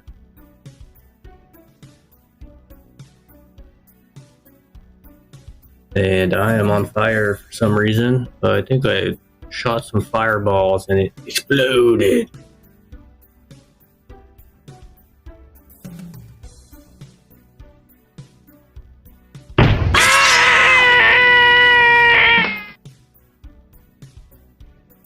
Learn to hear unwelcome truths. Listen attentively to people and seek to place yourself in their shoes. Habituate yourself not to be inattentive to what another has to say, and, so far as possible, to be in the mind of the speaker. Uphold the rights of everyone as equal under the law. It was from my brother that I conceived of a society of equal laws, governed by equality of status and of speech, and of rulers who respect the liberty of their subjects above all else. Recognize that power corrupts. Recognize the malice, cunning, and hypocrisy that power produces, and the peculiar ruthlessness often shown by people from good families. If you ever find yourself in a position of power, remember this and check yourself. Resist becoming despotic. Take care not to be transformed into a Caesar, not to be dyed with this dye, for such things happen. Fight to be the person philosophy tried to make you. With that in mind, have some self-respect. With every act, Ask if you are respecting yourself with it, and if you will regret it inside. Watch for and erase any impulse to express things you don't truly believe. Do not view anything as beneficial which causes you to break a promise, lose your self-respect, or hate anyone. When roused to anger, remember that there's nothing manly to emotion. It's courtesy and kindness that define a human being and a man. He who possesses these qualities possesses strength, nerves, and courage, not the man who is subject to fits of passion and discontent. Make yourself neither the tyrant nor slave of any man. And whatever happens, avoid complaining. Do your job without whining. If you can do the job in front of you, then do it and don't complain. And if you can't, then seek someone to help you and don't feel ashamed. But still, don't complain, not even inwardly to yourself. Frequently in life, the obstacle is the way. If something bad happens, just say, "Good. What new opportunities does this open up?" In the same vein as recognizing how your interpretation of an event can affect whether it hurts you, you can go one step further and ask how your interpretation of it can even benefit you. The mind adapts and converts to its own purposes the obstacle to our acting. The impediment to action advances action. What stands in the way becomes the way. Of course, this is still very much a mental crutch, because had you wanted your car to break down, say, you would have broken it yourself. But now that it has, ask yourself what good you can make come from it. The obstacle becomes the way is a recognition that every event creates new possibilities, and saying to yourself, "Good," when something bad happens, and looking for the new opportunity is a far healthier way of living than complaining about it. There's a great clip from Jocko Willink linked in the video description below that nicely summarizes this. Marcus Aurelius used such mental crutches a lot. The meditations can be viewed as a series of practical psychological tricks to make life smoother. Such mental habits allow you to smile and remain happy even when things that would otherwise upset you have occurred. With that in mind, recognize that adversity is part of nature. The universe is indifferent to your existence. It will throw things at you that will rock your world. Accept this for what it is. Difficulties, setbacks, and even tragedies are part of life. They're even part of what it means to be alive. Everyone will experience them. Marcus Aurelius reiterates that since these events are involved in fate's hands, you should not hope and pray for them not to occur, but rather hope and pray you have the strength of character to endure them when they do. Why not rather pray for the gift to fear none of these things, to desire none of them, to sorrow for none of them, rather than that any one of them should be present or absent? This puts your focus on something in your control, namely forging the strength of character to endure all onslaughts, rather than that which is in fate's control, the unfortunate events. And when they do occur, be like the headland against which the waves continually break. It stands firm and tames the fury of the water around it. But he takes it a step further again and points out that it's through adversity that we get stronger. It's unfortunate that this has happened. No, it's fortunate that this has happened and I've remained unharmed by it. There's an ironic beauty in life that it's these very hardships that give us the opportunity to test ourselves and grow. In every event which leads you to sorrow, remember to use this principle, that this is not misfortune, but that to bear it like a brave man is good fortune. In any case, he points out that for the most part, everything has happened before. The universe is in constant flux, as under the sun. Whatever challenges you're facing, others have met them before. Obviously, society and technology has moved on, but the human condition remains the same. Your partner cheats on you, your friend betrays you, you get passed over for promotion. All these things have been experienced by all of humanity for all of time. Instead of wailing against them, feeling outrage and shock, and repeating the behaviours of those before you, let petty events wash off you and turn your attention to what really matters. Keep a sense of proportion, and it will help you deal with such things. In all that happens, keep before your eyes those who experienced it before you, and felt shock and outrage and resentment at it. And now where are they? Nowhere. Is that what you want to be like? Instead of avoiding all these distracting assaults, leaving the alarms and flight to others, and concentrating on what you can do with it all. Because you can use it. Treat it as raw material. Just pay attention and resolve to live up to your own expectations in everything. And when faced with a choice, remember,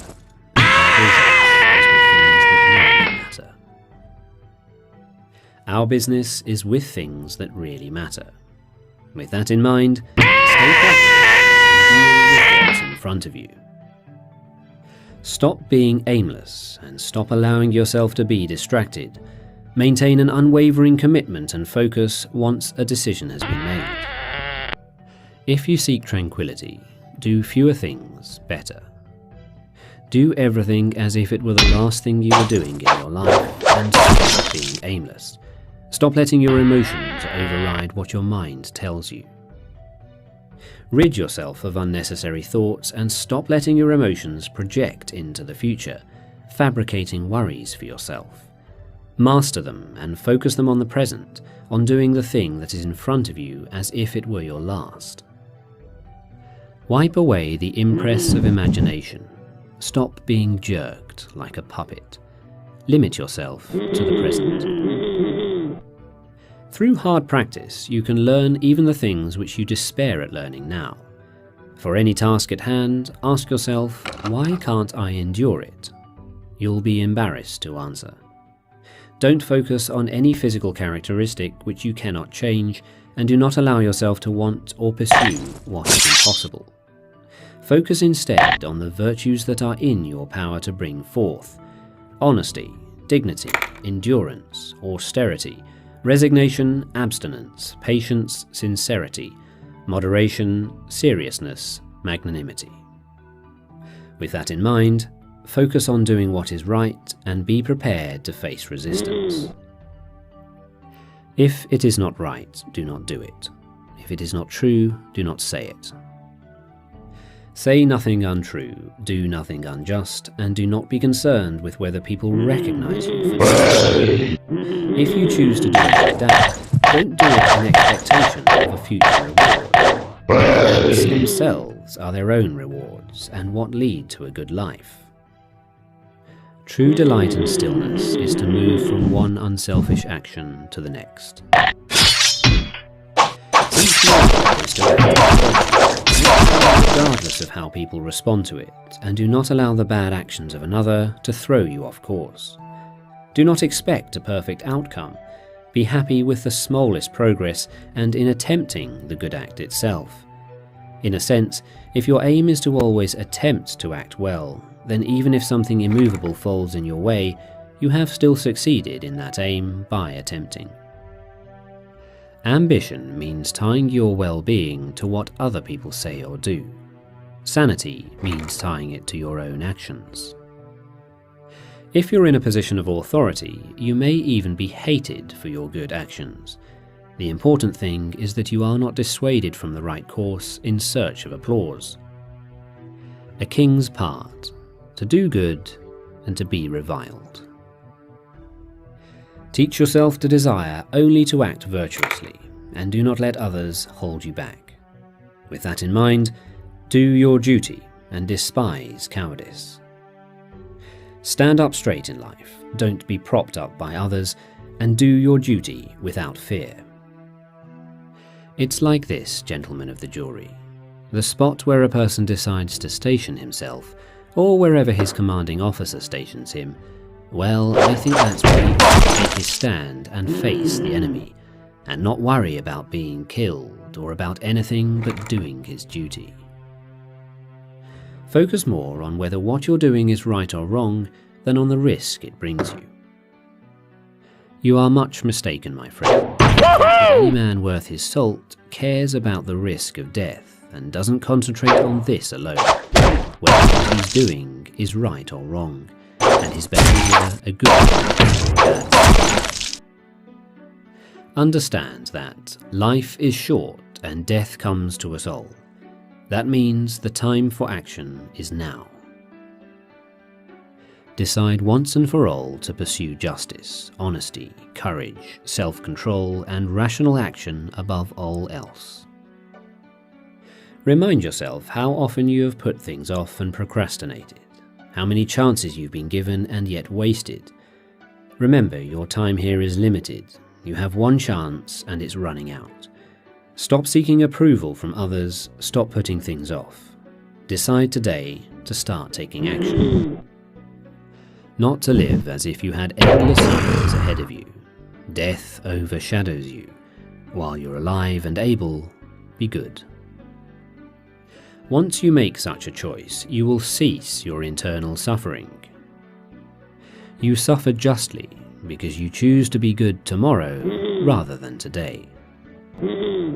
A mental crutch Aurelius suggested was thinking of the life behind you as already dead. But from today, you're living a new, shorter life.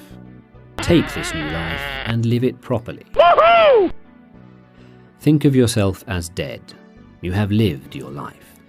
Now take what's left and live it properly. Also, it is disgraceful for your soul to give up while your body is still going strong. As you age, the chances that you're going to be the next protege decrease. When young, you may have imagined yourself as a future savant, that you were going to turn pro, win the Olympics, or change the world with your discoveries. Don't let the fact that all that never really panned out dishearten you. You can still focus on building your character and on doing good in the world. Just because you've abandoned your hopes of becoming a great thinker or scientist, don't give up on attaining freedom, achieving humility, serving others, obeying God. And just as you accept the limits placed on your height, accept the limits placed on your life. Death will eventually come to everyone, and fearing the future does nothing but stop us acting bravely today.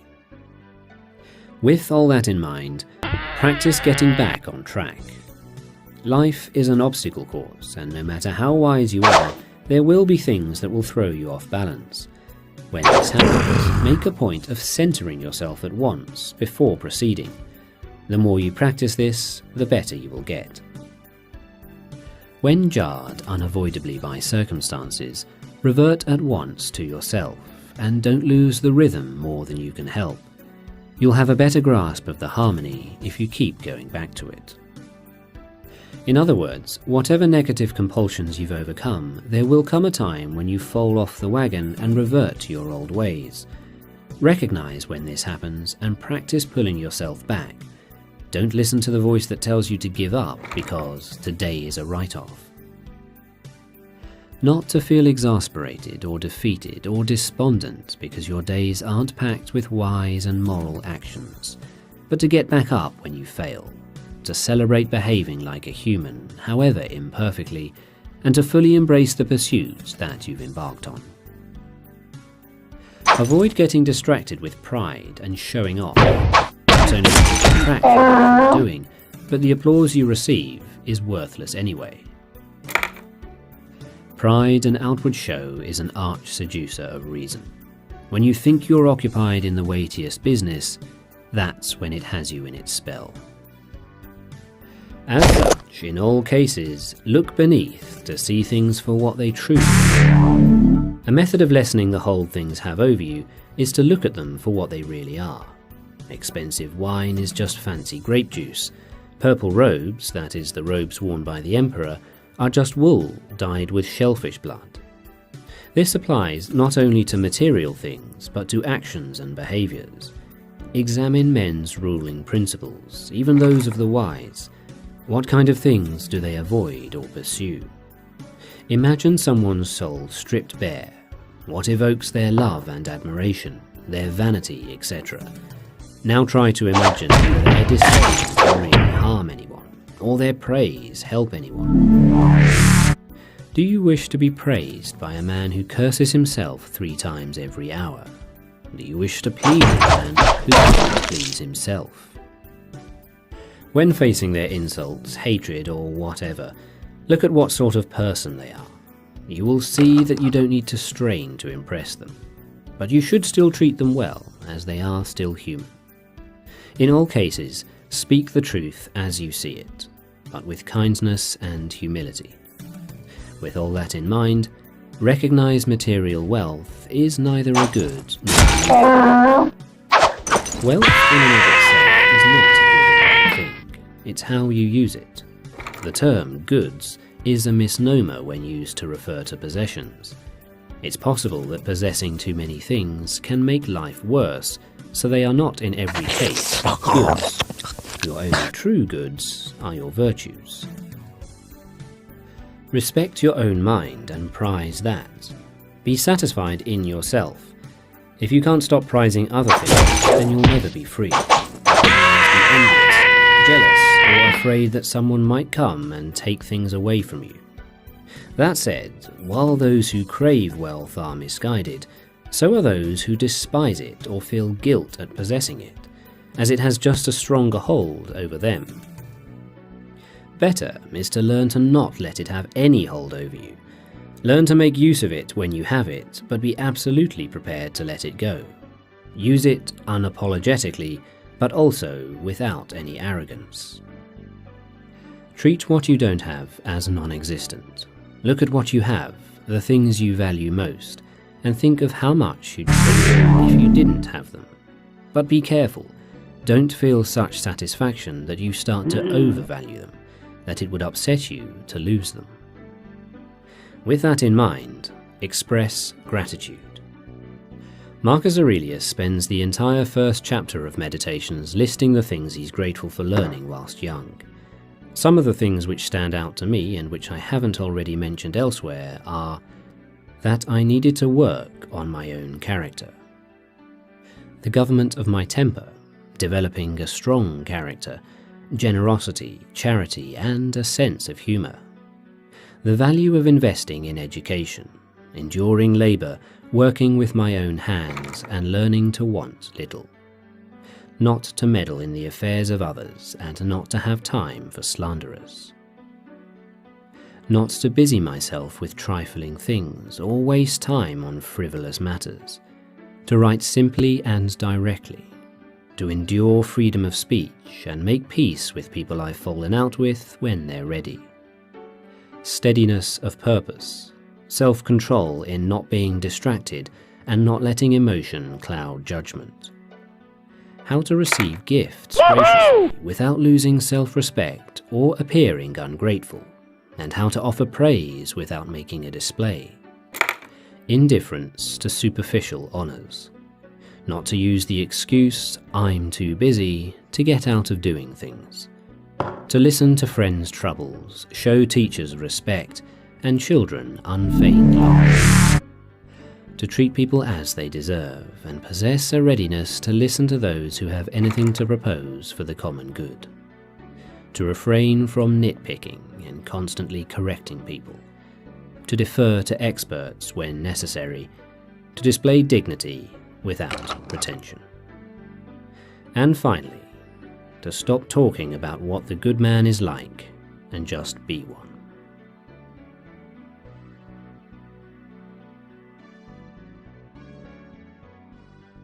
Steel Scythe of Terror.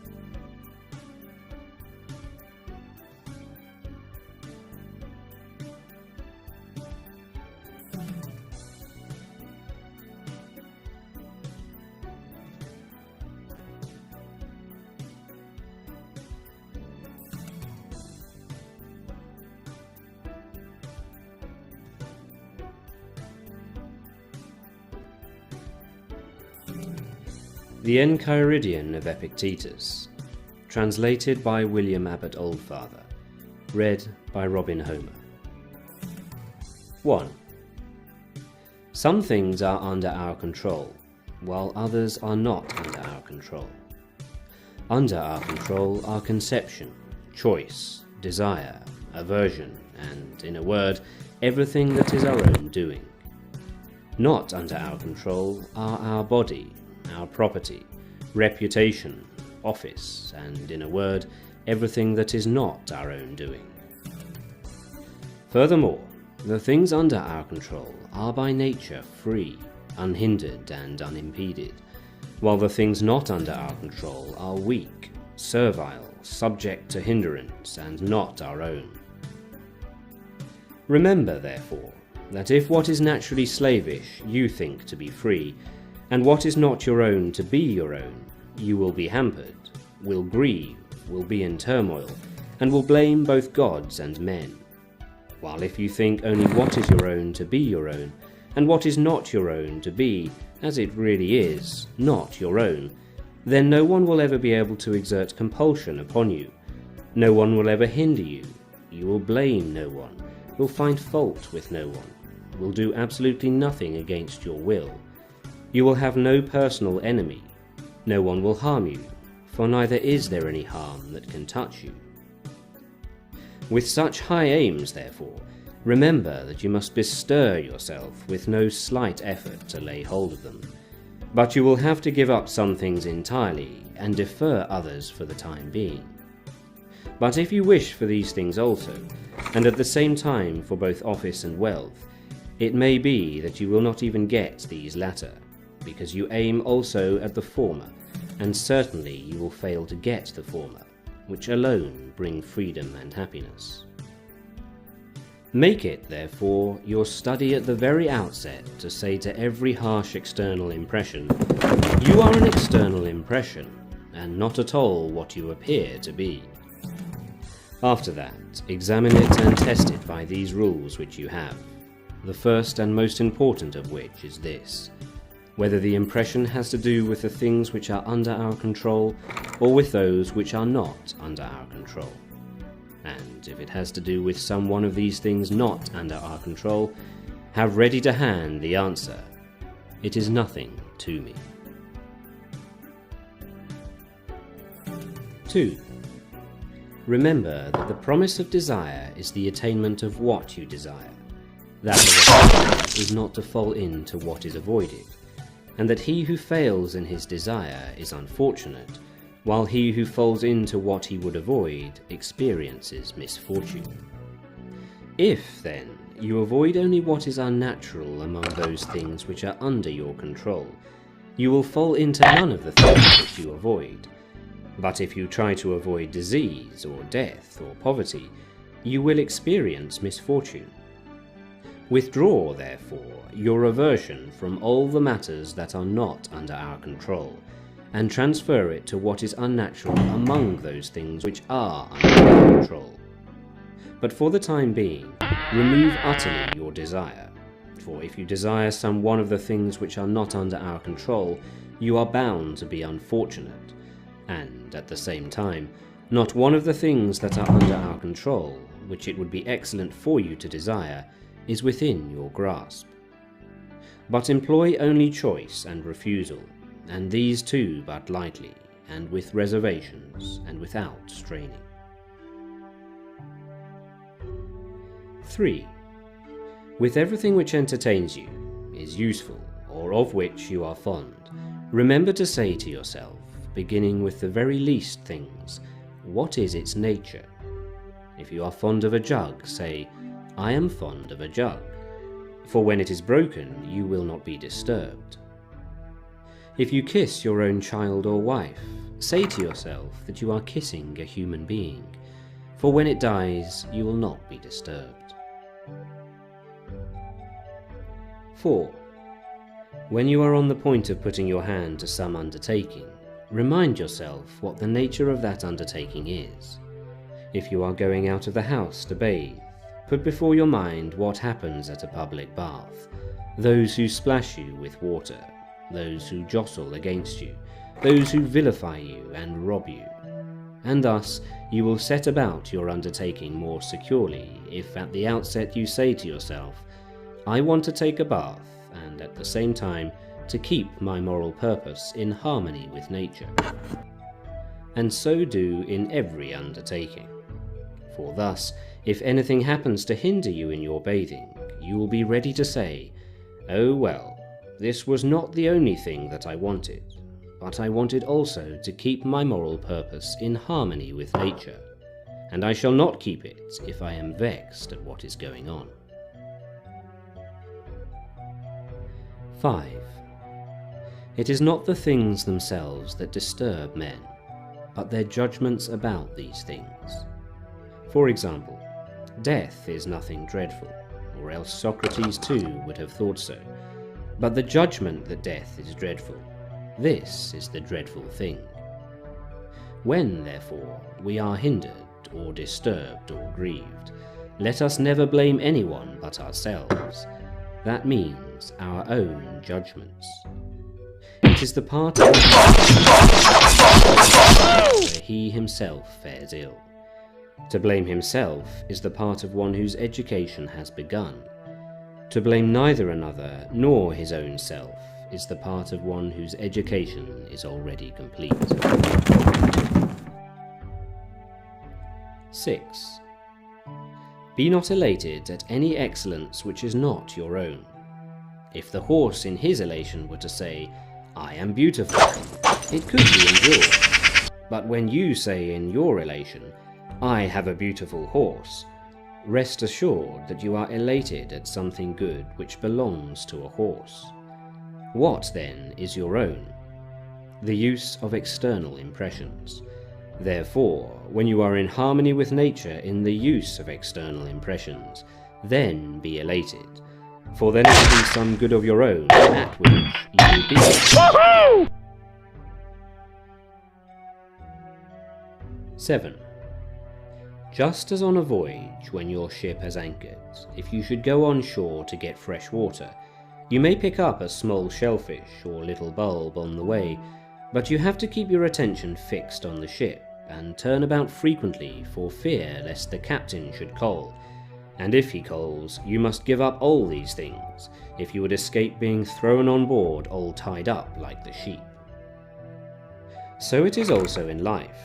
If there be given to you, instead of a little bulb and a small shellfish, a little wife and child, there will be no objection to that. Only, if the captain calls, give up all these things and run to the ship, without even turning around to look back. And if you are an old man, never even get very far away from the ship, for fear that when he calls, you may be missing. 8. Do not seek to have everything that happens happen as you wish, but wish for everything to happen as it actually does happen, and your life will be serene. 9. Disease is an impediment to the body, but not to the moral purpose, unless that consents. Lameness is an impediment to the leg, but not to the moral purpose. And say this to yourself at each thing that falls you, or you will find the thing to be an impediment to something else, but not to yourself. 10. In the case of everything that befalls you, remember to turn to yourself and see what faculty you have to deal with it. If you see a handsome lad or woman, you will find some faculty to employ here. If hard labour is laid upon you, you will find endurance. If reviling, you will find patience.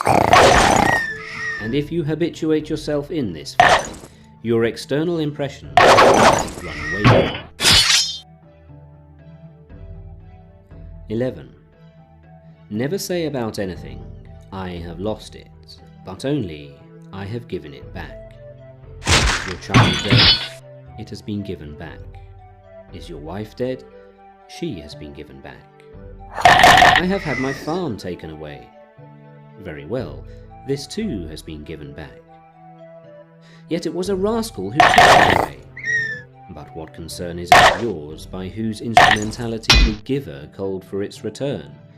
So long as he gives it to you, take care of it as of a thing that is not your own, as travellers treat therein.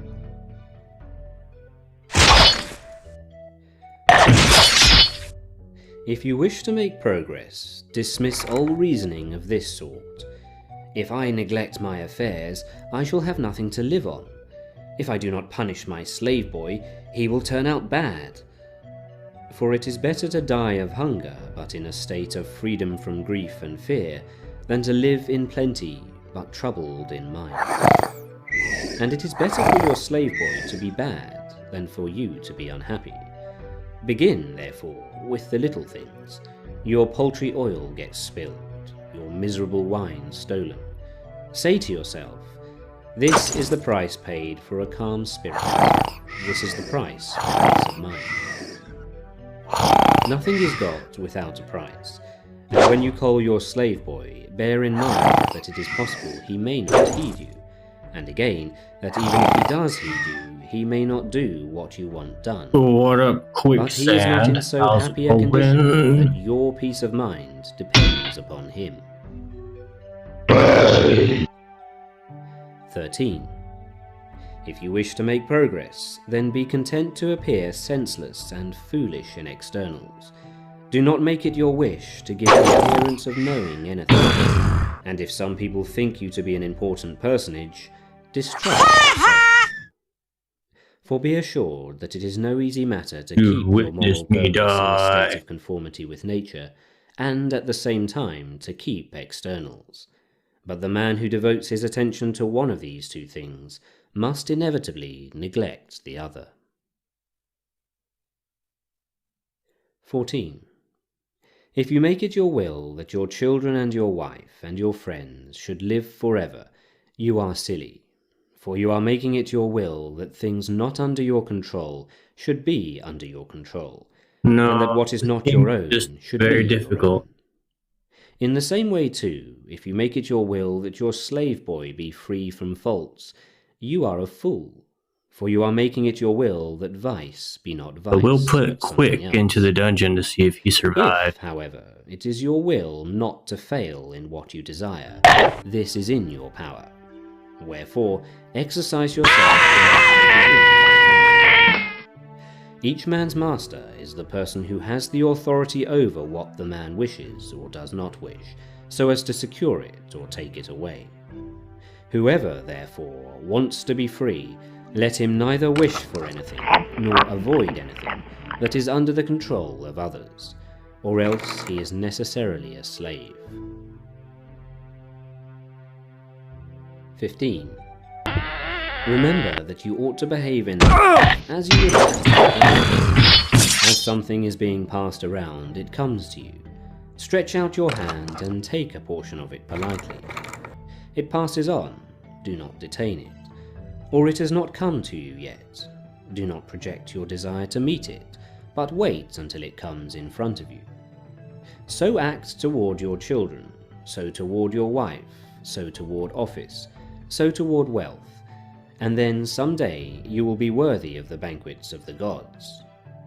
But if you do not take these things even when they are set before you, but despise them, then you will not only share the banquet of the gods, but share also their rule.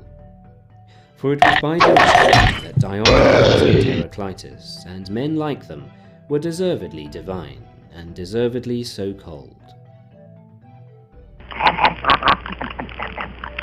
16. When you see someone weeping in sorrow, either because a child has gone on a journey, or because he has lost his property, beware that you be not carried away by the impression that the man is in the midst of external ills, but straightway keep before you this thought: it is not what has happened that distresses this man, for it does not distress another, but his judgment about it. Do not, however, hesitate to sympathize with him so far as words go, and, if occasion offers, even to groan with him.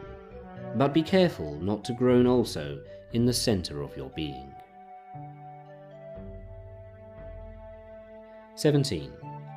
Remember that you are an actor in a play. the character of which is determined by the playwright. If he wishes the play to be short, it is short. If long, it is long.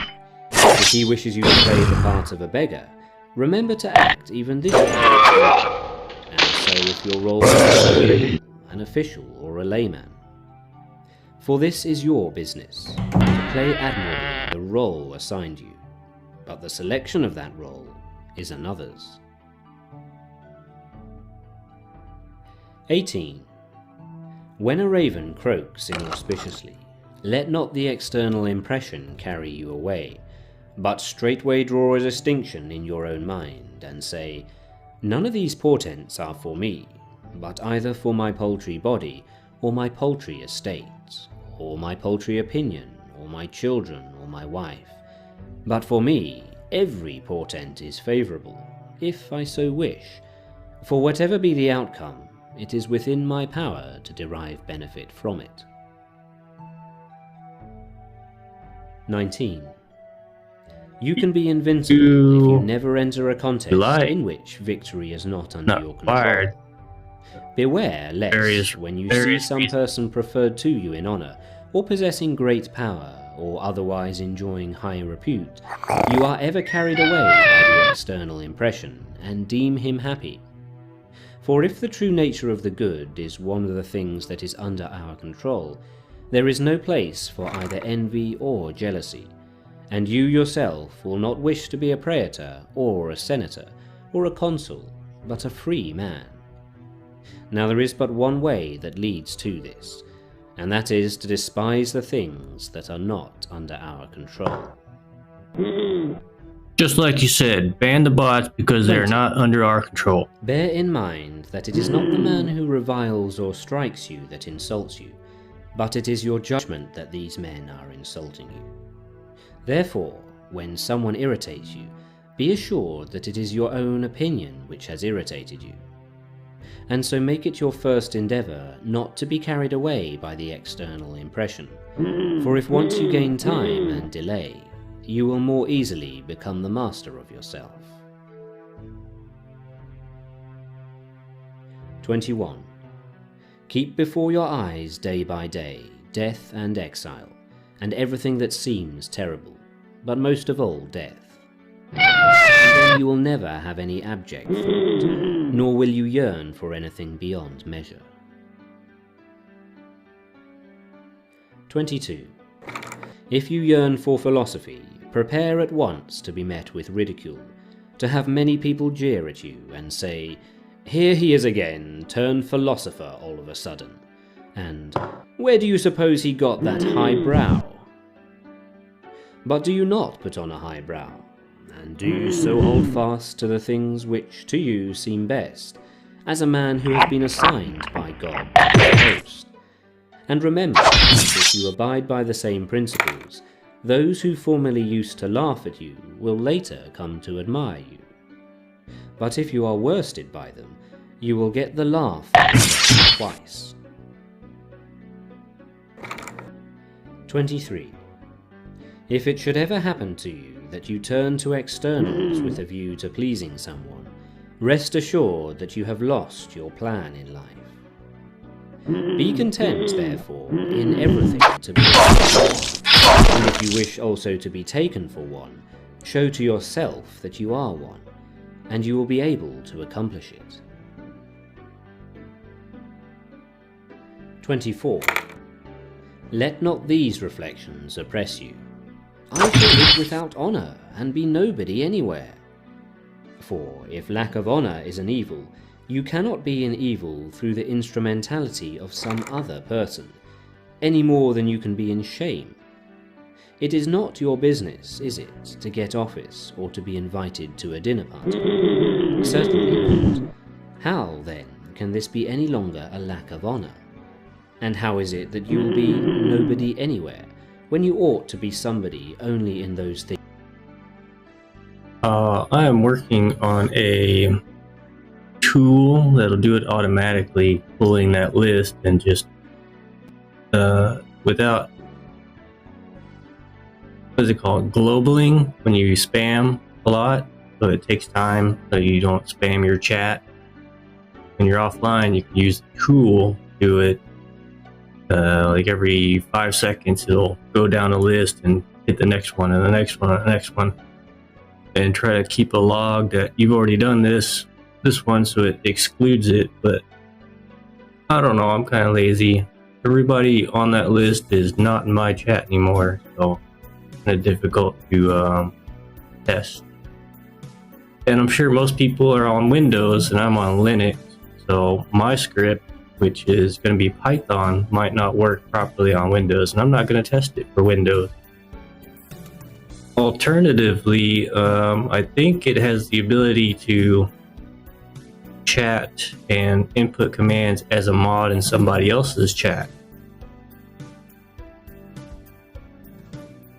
I've only got the software set up. I need to put in my OAuth code for my channel and direct it to my channel and all that kind of stuff, and start writing a script to do exclusions and all that.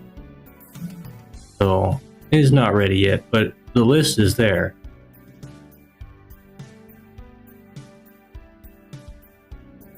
And you can see the information on the website there, why doing that is good. I wish there was an easy way to report them in, just a command line or something through an API, because somehow Twitch, when you click on reports, right, there's a form that drops down, and you should be able to input a static link or information or data, something to it. But of course, I'm not a very good JavaScript interpreter, so I can't read that and then come up with a JavaScript to do that for each one of those, so that every time somebody does it, it gets reported and eventually they'll go away. But as you can imagine, bots have been around for years, and I started taking it more seriously a year ago, and then this year I created that list.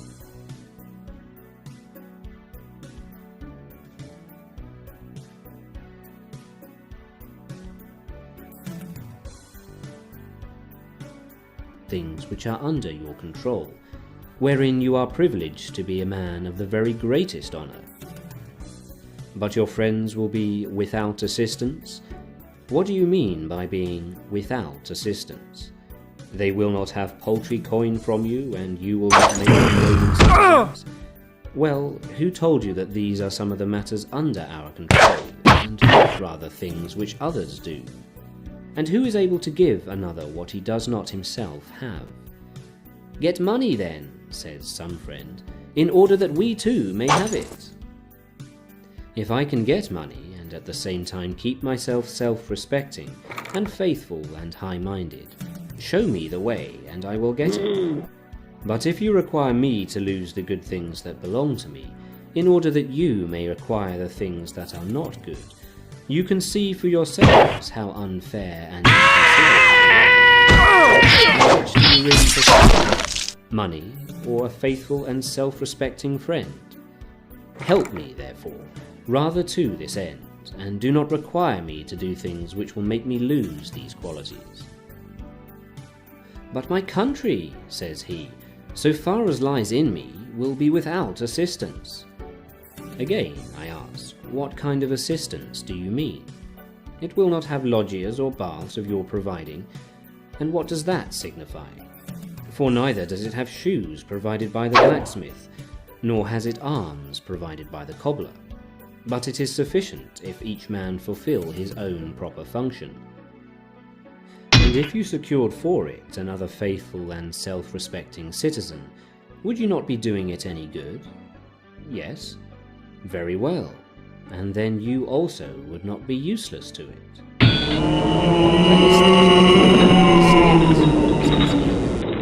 Whatever place you can have, and at the same time maintain the man of fidelity and self-respect that is in you. But if, through your desire to help the state, you lose these qualities, of what good will you become to it, when in the end you turned out to be shameless and faithless? 25. Has someone been honoured above you at a dinner party, or in salutation, or in being called in to give advice? Now, if these matters are good, to be happy that he got them. But if evil, be not distressed because you did not get them. And bear in mind that, if you do not act the same way that others do, with a view to getting things which are not under our control, you cannot be considered worthy to receive an equal share with others. Why, how is it possible for a man who does not haunt some man's door to have equal shares with the man who does? For the man who does not do escort duty with the man who does? For the man who does not praise with the man who does? You will be unjust, therefore, and insatiable if, while refusing to pay the price for which such things are bought, you want to obtain them for nothing. Well, what is the price for heads of lettuce? An obol, perhaps. If, then, somebody gives up his obol and gets his heads of lettuce, while you do not give your obol and do not get them, do not imagine that you are worse off than the man who gets his lettuce. For he has his heads of lettuce, so you have your obol, which you have not given away. Now it is the same way also in life. You have not been invited to somebody's dinner party? Of course not, for you didn't give the host the price at which he sells his dinner. He sells it for praise, he sells it for personal attention. Give him the price, then, for which it is sold, if it is to your interest. But if you wish both not to give up the one and yet to get the other, you are insatiable and a simpleton. Have you, then, nothing in place of the dinner? Indeed you have. You have not had to praise the man you did not want to praise. You have not had to put up with the insolence of his doorkeepers. 26. Woohoo! What the will of nature is may be learned from a consideration of the points in which we do not differ from one another. For example, when some other person's slave boy breaks his drinking cup, you are instantly ready to say, "That's one of the things which happen." Rest assured, then, that when your own drinking cup gets broken, you ought to behave in the same way that you do when the other man's cup is broken. Apply now the same principle to the matters of greater importance. Some other person's child or wife has died. No one but would say, "Such is the fate of man." Yet when a man's own child dies, immediately the cry is, "Alas, woe is me!" But we ought to remember how we feel when we hear the same misfortune befall others. 27. Just as a mark is not set up in order to be missed, so neither does the nature of evil arise in the universe. 28. If someone handed over your body to any person who met you, you would be vexed. But you have mind to any person that comes along, so that, if he reviles you, it is disturbed and troubled. Are you not ashamed of that? 29.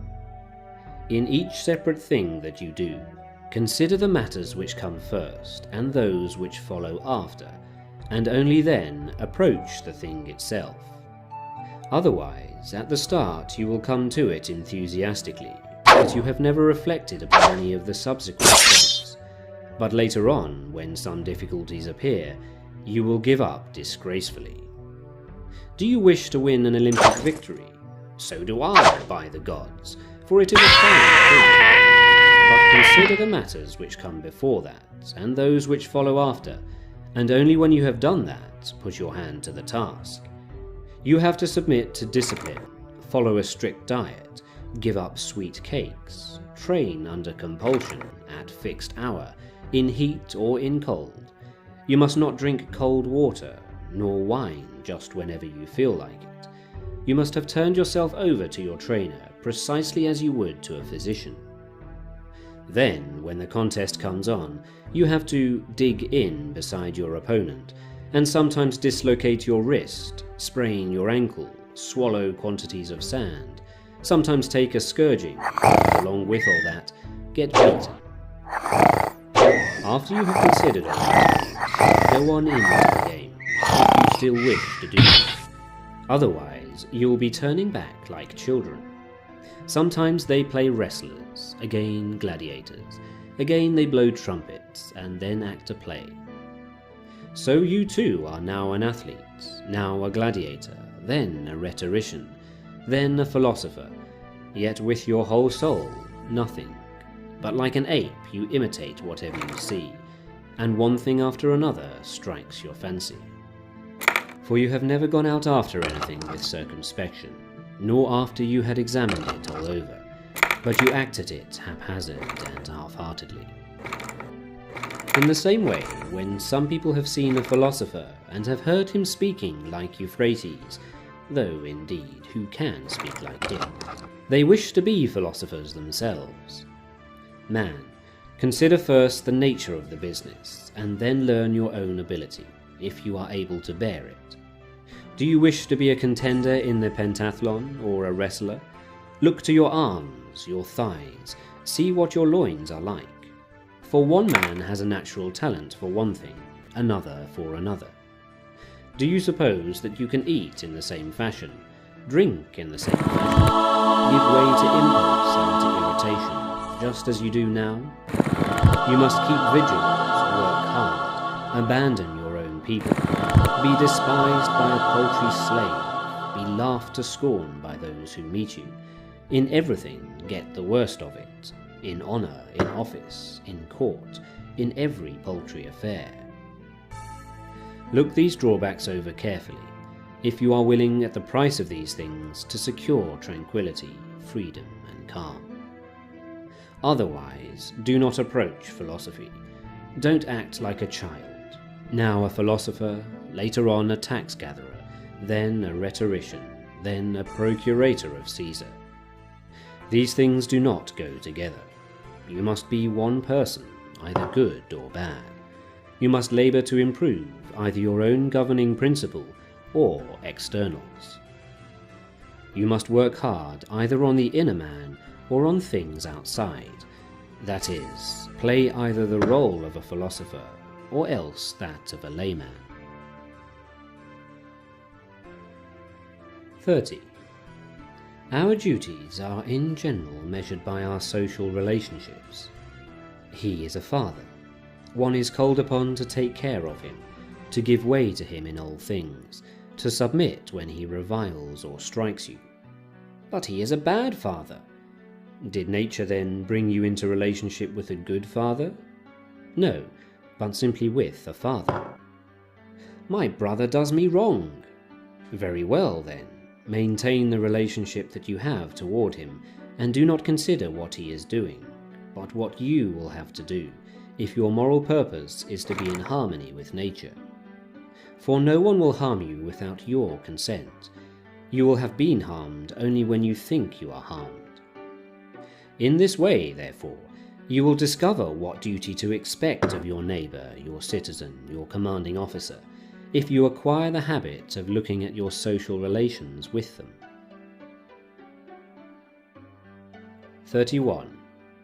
In piety towards the gods, I would have you know, the chief element is this, to have right opinions about them, as existing and as administering the universe well and justly, and to have set yourself to obey them, and to submit to everything that happens, and to follow it voluntarily, in the belief that it is being fulfilled by the highest intelligence. For if you act in this way, you will never blame the gods, nor find fault with them for neglecting you. But this result cannot be secured in any other way than by withdrawing your idea of the good and the evil from things which are not under our control, and placing it in those which are under our control, and in those alone. Because if you think of any of those former things to be good or evil, then, when you fail to get what you want and fall into what you do not want, it is altogether inevitable that you will blame and hate those who are responsible for these results. For this is the nature of every living creature, to flee from and to turn aside from the things that appear harmful, and all that produces them, and to pursue after and to admire the things that are helpful, and all that produces them. Therefore, it is impossible for a man who thinks that he is being heard to take pleasure in that which he thinks is hurting him, just as it is also impossible for him to take pleasure in the hurt itself. Hence it follows that even a father is reviled by his son when he does not give his child some share in the things that seem to be good. And this it was which made Polynices and Eteocles enemies of one another, the thought that the royal power was a good thing. That is why the farmer reviles the gods, and so also the sailor, and the merchant, and those who have lost their wives and children. For where a man's interest lies, there is also his piety. Wherefore, whoever is careful to exercise desire and aversion as he should, is at the same time careful also about piety. But it is always appropriate to make libations and sacrifices, and to give of the first fruits after the manner of our fathers, and to do this with purity, nor indeed in a niggardly way, nor yet beyond our means. 32. When you have recourse to divination, remember that you do not know what the issue is going to be, but that you have come in order to find this out from the diviner. Yet if you are indeed a philosopher, you know when you arrive what the nature of it is. For if it is one of the things which are not under our control, it is altogether necessary that what is going to take place is neither good nor evil. Do not, therefore, bring to the diviner desire or aversion, and do not approach him with trembling, but having first made up your mind that every issue is indifferent and nothing to you, but that, whatever it may be, it will be possible for you to turn it to good use, and that no one will prevent this. Go, then, with confidence to the gods as counsellors, and after that, when some counsel has been given you, remember whom you have taken as counsellor, and whom you will be disregarded if you disobey. But go to divination as Socrates taught you in the whole inquiry has reference to the outcome, and where neither from reason nor from any other technical art are means vouchsafed for discovering the matter in question. Hence, when it is your duty to share the danger of a friend or of your country, do not ask of the diviner whether you ought to share that danger. For if the diviner forewarns you that the omens of sacrifice have been unfavourable, it is clear that death is portended, or the injury of some member of your body, or exile. Yet reason requires that even at this risk, you are to stand by your friend, and share the danger with your country.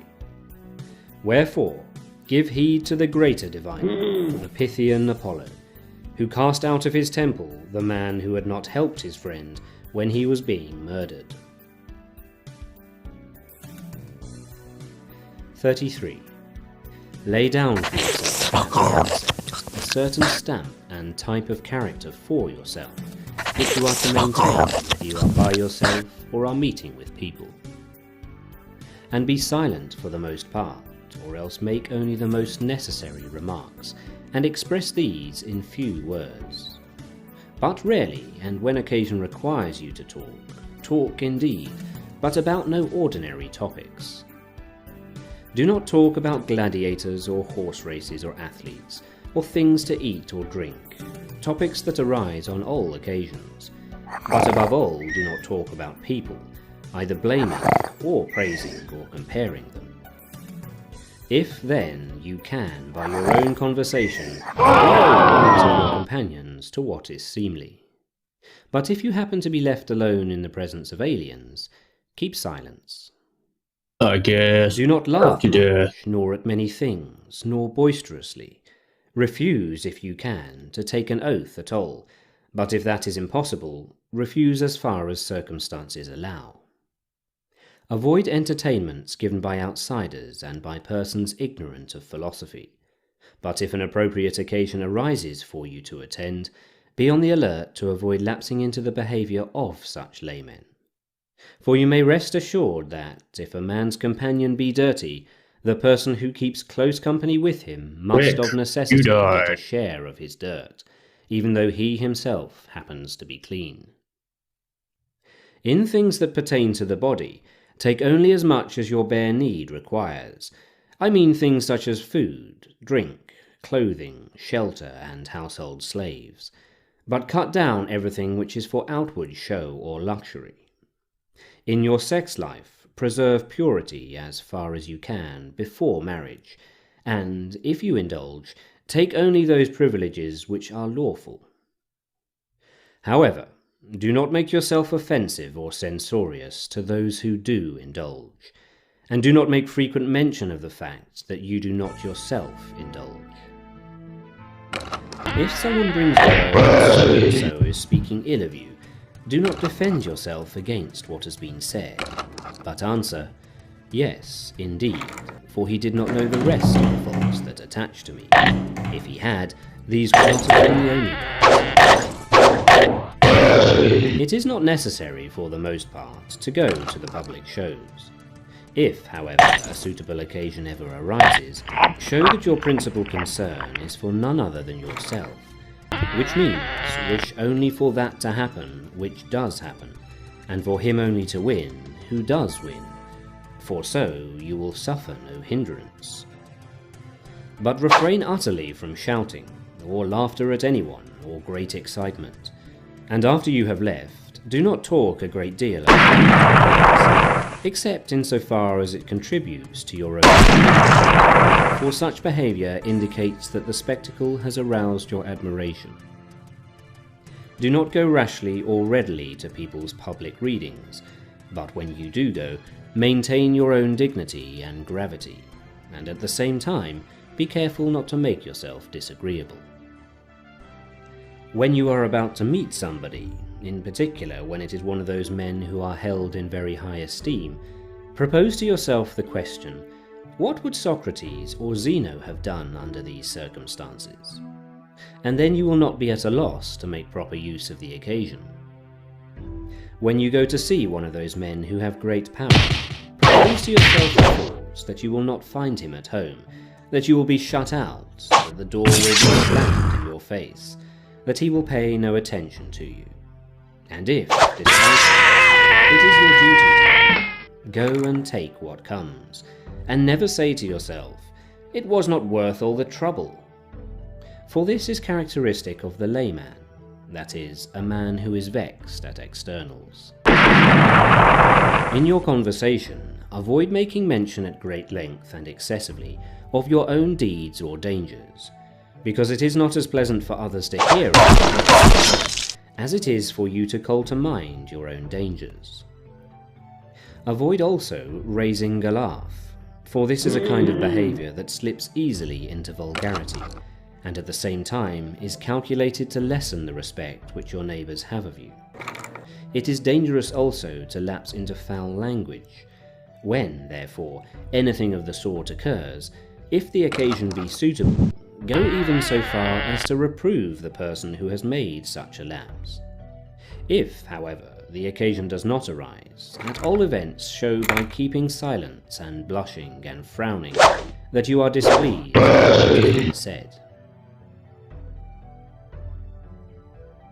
34. When you get an external impression of some pleasure, guard yourself, as with impressions in general, against being carried away by it. Nay, let the matter wait upon your leisure, and give yourself a little delay. Next, think of a few periods of time, that in which you will enjoy your pleasure, and that in which, after the enjoyment is over, you will later repent and revile your own self. And set over against these two periods of time how much joy and self-satisfaction you will get if you refrain. However, if you feel that a suitable occasion has arisen to do the deed, be careful not to allow its enticement and sweetness and attractiveness to overcome you. But set over against all this the thought, how much better is the consciousness of having won a victory over it. 35. When you do a thing which you have made up your mind ought to be done, never try not to be seen doing it, even though most people are likely to think unfavourably about it. If, however, what you are doing is not right, Avoid the deed itself altogether. But if it is right, why fear those who are going to rebuke you wrongly? 36. Just as the propositions, it is day, it is are full of meaning when separated, but meaningless if united, so also, granted that for you to take the larger share at a dinner is good for your body, still it is bad for the maintenance of the proper kind of social feeling. When, therefore, you are eating with another person, remember to regard not merely the value for your body of what lies before you, but also to maintain your respect for your host. 37. If you undertake a role which is beyond your powers, you both disgrace yourself in that one, and at the same time neglect the role which you might have filled with success. 38. Just as you are careful in walking about, not to step on a nail or to sprain your ankle, so be careful also not to hurt your governing principle. And if we observe this rule in every action, we shall be more secure in setting about it. 39. Each man's body is a measure for his property, just as the foot is a measure for the shoe. If, then, you abide by this principle, you will maintain the proper measure, but if you go beyond it, you cannot help but fall headlong over a precipice, as it were, in the end. So also in the case of your shoe, if once you go beyond the foot, you get first a gilded shoe, then a purple one, then an embroidered one. For once you go beyond the measure, there is no limit. 40. Immediately after they are 14, women are called ladies by men, and so when they see that they have nothing else but only to be the bedfellows of men, they begin to beautify themselves and put all their hopes in that.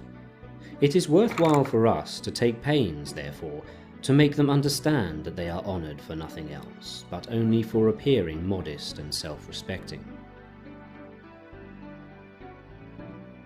41.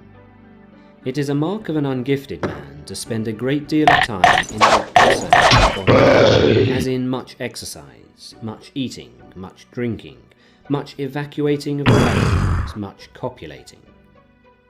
But these things are done in passing, and let your whole attention be devoted to the mind. 42. When someone treats you ill or speaks ill of you, remember that he acts or speaks thus because he thinks it is incumbent upon him. That is, it is impossible for him to follow what appears good to you, but what appears good to himself. Whence it follows that, if he gets a wrong view of things, the man that suffers is the man that has been deceived. For, if a person thinks a true composite judgment to be false, the composite judgment does not suffer, but the person who has been deceived. If, therefore, you start from this point of view, you will be gentle with the man who reviles you, for you should say on each occasion, "He thought that way about it." 43. Everything has two handles, by one of which it ought to be carried, and by the other not. If your brother wrongs you, do not lay hold of the matter by the handle of the wrong that he is doing, because this is the handle by which the matter ought not to be carried, but rather by the other hand, he your brother, you are brought up together, and then you will be laying hold of the matter by the handle by which it ought to be carried.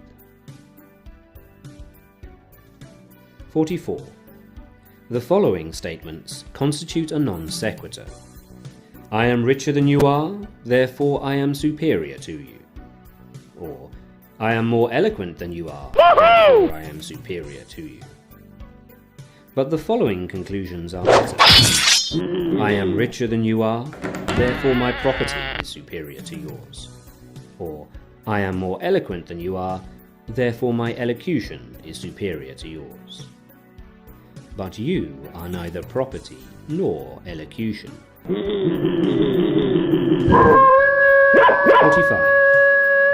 Somebody is hasty about bathing. Do not say that he bathes badly, but that he is hasty about bathing. Somebody drinks a good deal of wine.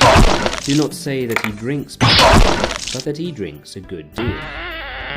For until you have decided what judgment prompts him, what he is doing is bad. And thus, the final result will not be that you receive convincing sense impressions of some things, but that you give your assent to others.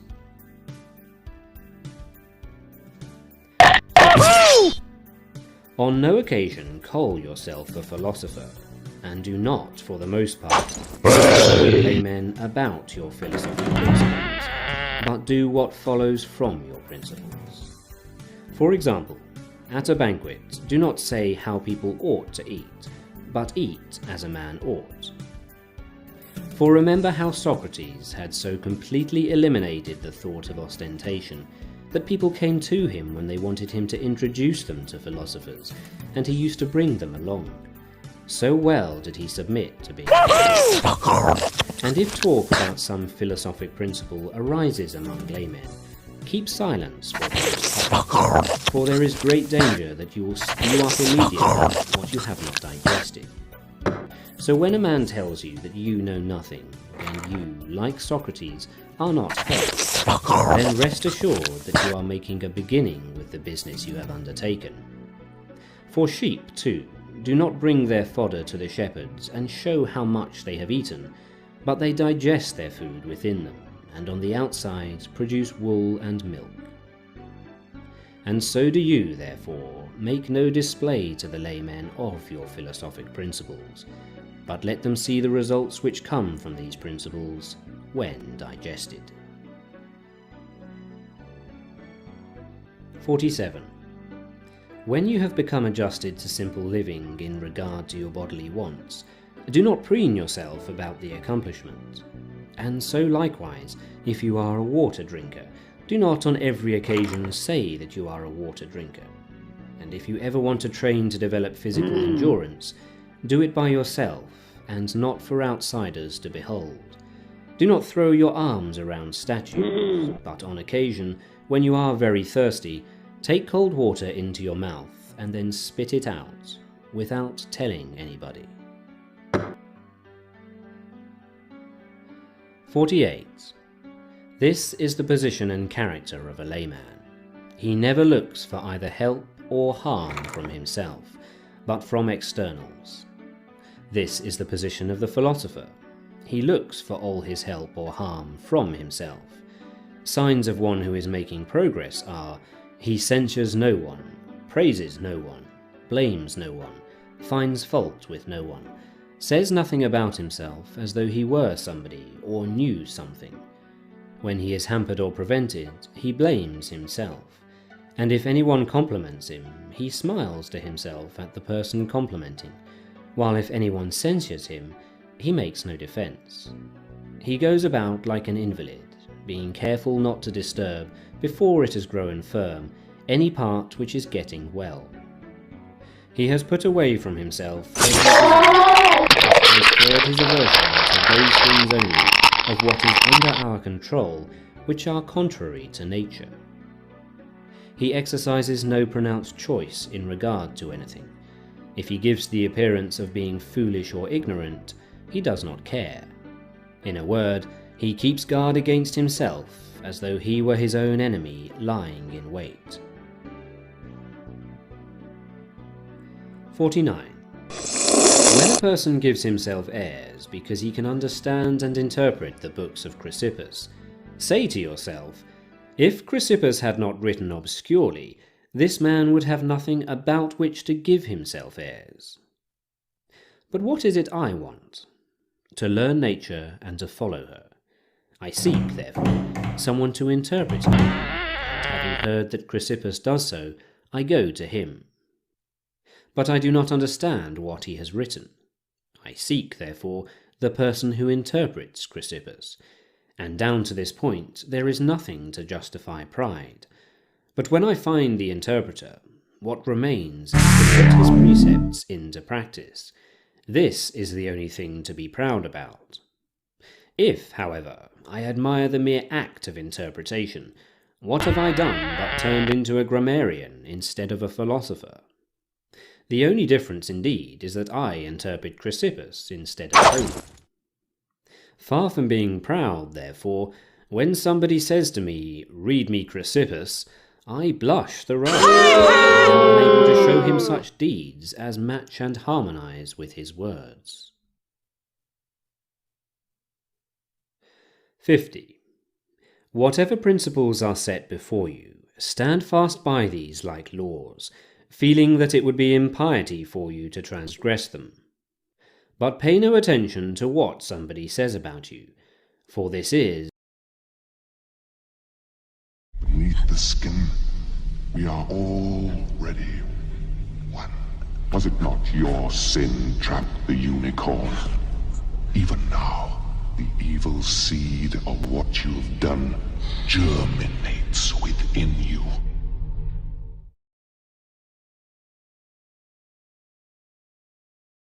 Three hours of Ivan, and I did not get very far. Play again some other time, I'm sure. I have some other Linux games I want to check out.